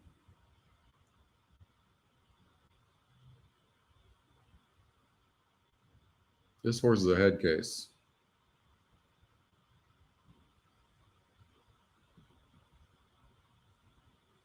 In the Run Happy Winner's Circle, winner of the Pasadena Stakes, number 6, Sumter. A 3-year-old brown colt by Warfront out of A Little Bit Sassy. Owned by Perry and Ramona Bass. Trained by Hall of Famer Richard Mandela. Ridden to victory by Flavia and Pratt. Riding triple, natural triple to end the day. 3 straight wins. Flavia and Pratt, congratulations. Sumter bred in Kentucky by his owner, Bass Stables, LLC. Running time for the Pasadena, 134.77 seconds. Ladies and gentlemen, Santa Anita Park is proud to welcome former Major League relief pitcher Dwayne Bice to the Run Happy Winner's Circle as he presents the Pasadena. Okay. Thank you, Deb. Thank you. Yeah, I heard that, Nick. Thank you so much. All right, we've got one more race here at Golden Gate. As far as this race tomorrow, Bill,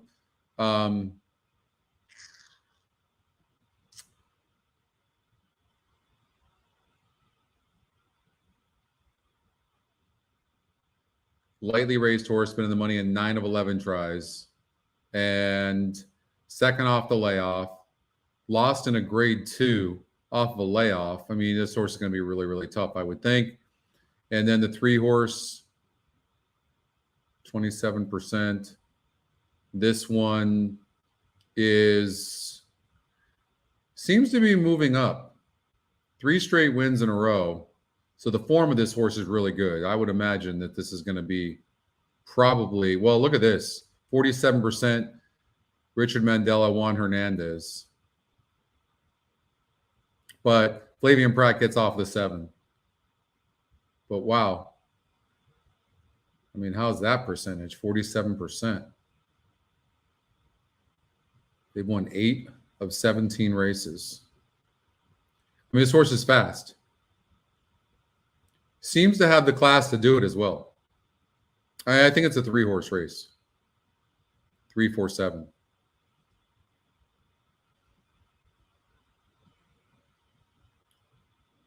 SOR stands for see you, Bobby. Thank you.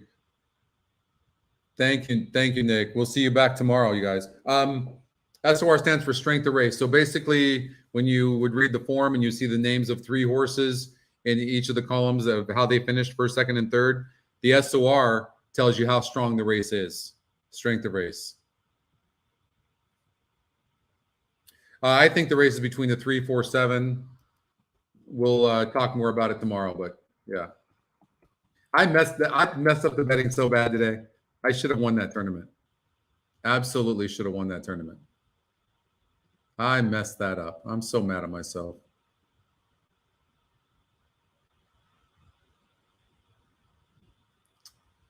All right. We've got Golden Gate Fields, the 9th race, last one of the evening for us. And another tournament tomorrow. So we'll play in that tournament tomorrow. $600 tournament. See if we can redeem ourselves. Ugh, God, I messed that up. It just goes to show you, like, it really comes down to betting, right? And good to have you too, Noel, by the way. Regal Born, 7-5. EE, morning line, even money. I mean, you don't see that very often. And the horse is 6-5 right now, 41%. And top EquinEdge pick,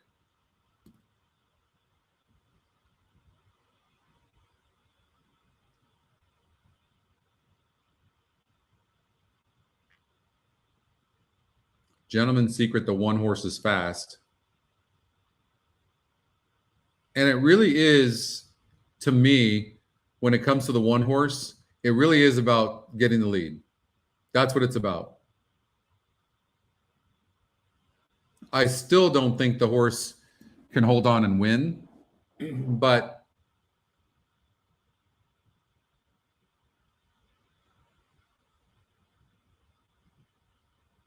the morning line on the 7 was bad. The thing I don't love about the 7 is that it seems to want to be near the pace, but maybe that's not a big deal. I don't know. It doesn't have any speed. Cutting back in distance. I'm guessing it's going to be finishing. 5.5 furlongs, though, from 8 furlongs to 5.5 furlongs, and you don't have a class advantage. I don't know, man. Whew. I think 3's gone. I think 3 can do anything. One horse could be in the money. 4's dropping in class. In the sense of competition. It's getting easier here.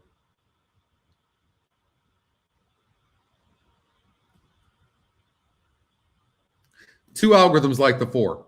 EquinEdge picks for second and the EquinEdge morning line. That's why I like the 4.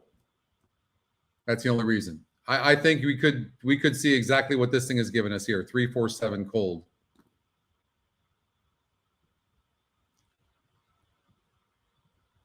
So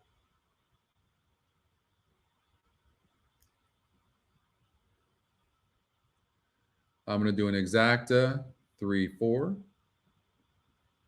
Trifecta. I'm not going to fight with it anymore. 3, 4, 7. It's too good. I messed up the betting so bad. I'm supposed to win that tournament. Absolutely supposed to win that tournament. I'm mad at myself for that. So we'll be back tomorrow. Don't forget to like this show, everybody. 6 horse ran huge here. Should have had the 10. 2 races in a row came in the trifecta hit cold on the EquinEdge picks. If you haven't used EquinEdge yet, I just don't get it. Honestly, that's just one algorithm. 2 algorithms with the long shot, Scotty, the EquinEdge long shot. I mean, it's incredible. Those of us that have been doing it for a while now, we know. It's just insane. So if you haven't used it, you should try it. It really is incredible. You know what? I was trying to figure out how I really explain. People want to know that they always ask me, what are the difference between statistics and metrics?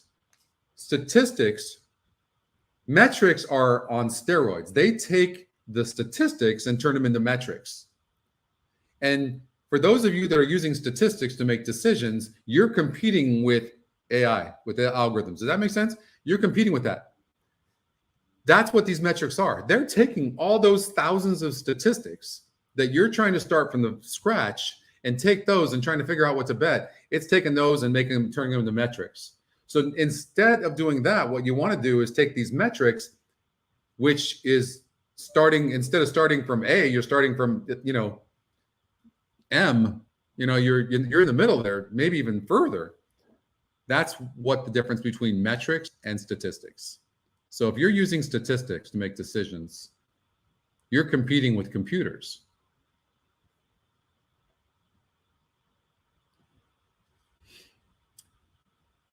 All right, so we're going to watch this last race here. They're almost at the gate. 3 horses, even money. And I did an exacta 3, 4. Not going to be surprised if the 7 horse beats the 4 for second. It's 24%. It's getting bet.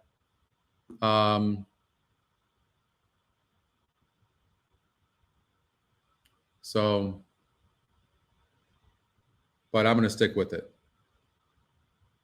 Yeah, I was just trying to figure out how I try to explain this to people when they don't understand EquinEdge, and it's like, these are metrics. So, and you can go online. I went online to learn this, but basically that's the difference between statistics and metrics.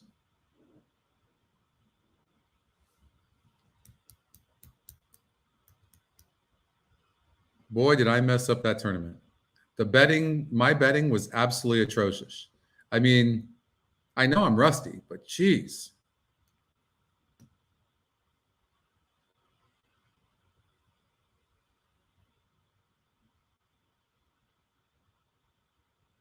Can't thank you guys enough for hanging in with me today, and we'll be back at it tomorrow, 4:45, and then Monday too. So you guys, I'll be with you for a while. They're going into the gate here. Matt Durman has the call of the 9th and final. Good luck in your golden hour wagers, and let's see if we can get this 3-horse over the 4. The last race on the card, Regal Born, Patente Alba, Emerald Magic have all gone into the gate. Arno's main man has taken his spot, waiting for Ernest. We welcome in our friends at Santa Anita Park tuning in before the last leg of the Golden Hour wagers, and of course, all our last legs of the multi-race wagers here at Golden Gate. Still working with Ernest behind the gate. Ernest is in. They've loaded Gentleman's Secret to the rail. Thank you, Jeff, very much. We'll see you tomorrow. Group as we welcome in our friends at TV. All right, 40-1. A great on the 8th today, and we end the afternoon racing with this field of 7 here in the nightcap in the Bay Area, Golden Gate. Thank you, Noel, very much. The finale. And we're off in the nightcap. Smooth getaway from Patente Alba, who puts the pedal to the metal early and goes to the front. Gentleman's Secret has some early speed. It's going to take back as Patente Alba gets over to the rail and leads the way by a length and a tail. Gentleman's Secret up into the 2nd position. Regal Born now passed by Emerald Magic, who claims the 3rd position. Regal Born taken back to 4th to race alongside of Far West. The 2 at the back, Arno's main man and Hardy Chisel. They're together 4 or 5 lengths off the front runner. Patente Alba, who strides into the far turn, still clear by a length. Gentleman's Secret tips outside into the 2 path to come and attack from 2nd, gets closer, Gentleman's Secret, and turns up the heat as they round the turn. Emerald Magic's 2 lengths behind under pressure. Regal Born sent along now by Irving Orozco. He's 5 lengths behind, really has to turn it around. The others have been outrun as they come off the turn. Gentleman's Secret putting up a challenge to Patente Alba. Gentleman's Secret now with his head in front. Emerald Magic's coming on the outside, gaining good ground, and here he comes with a winning rally. Emerald Magic with a 16th to go has taken over, and now it's just a guessing game of how much he's going to win by. Emerald Magic draws clear. 3-horse really had no excuses. 5 wins by about 3 lengths in the end. Thank you, Matt. Thank you, Frank Marimani. And big thank you to the Stronic Group. Big thank you to my team. And yeah, I really appreciate all of you. Thank you, guys. Thank you, Chuck, very much. Mandatory payout, right? Thank you, Christy, very much. We got a mandatory payout tomorrow? Yep. All right, going to be fun. So I'll study up tonight. I'm going to drink some tea, study up tonight for that pick 6. So we'll be covering that tomorrow. And then look forward to seeing you guys 4:45 Eastern time tomorrow. And good night to you, Doug. Good night, Gary. And thank you all very much. And it's good to be back. And I really appreciate all you guys taking time to spend time. $165 won it. I'm so mad at myself. Gosh darn it. Man, oh man. All right, you guys. All right, big shout out to my team. Big shout out to Tyler and Andrew as well. Thank you for your support. Big shout out to the Stronic Group. Gosh darn it. Get rid of these people. And thank you, Lance, very much. Thank you very much, Alan. Thank you, Nick. Really appreciate that. Let's beat them up tomorrow, Nick, in the tournament. And I hope you guys have a wonderful evening. Okay, and we'll see you tomorrow. Bye.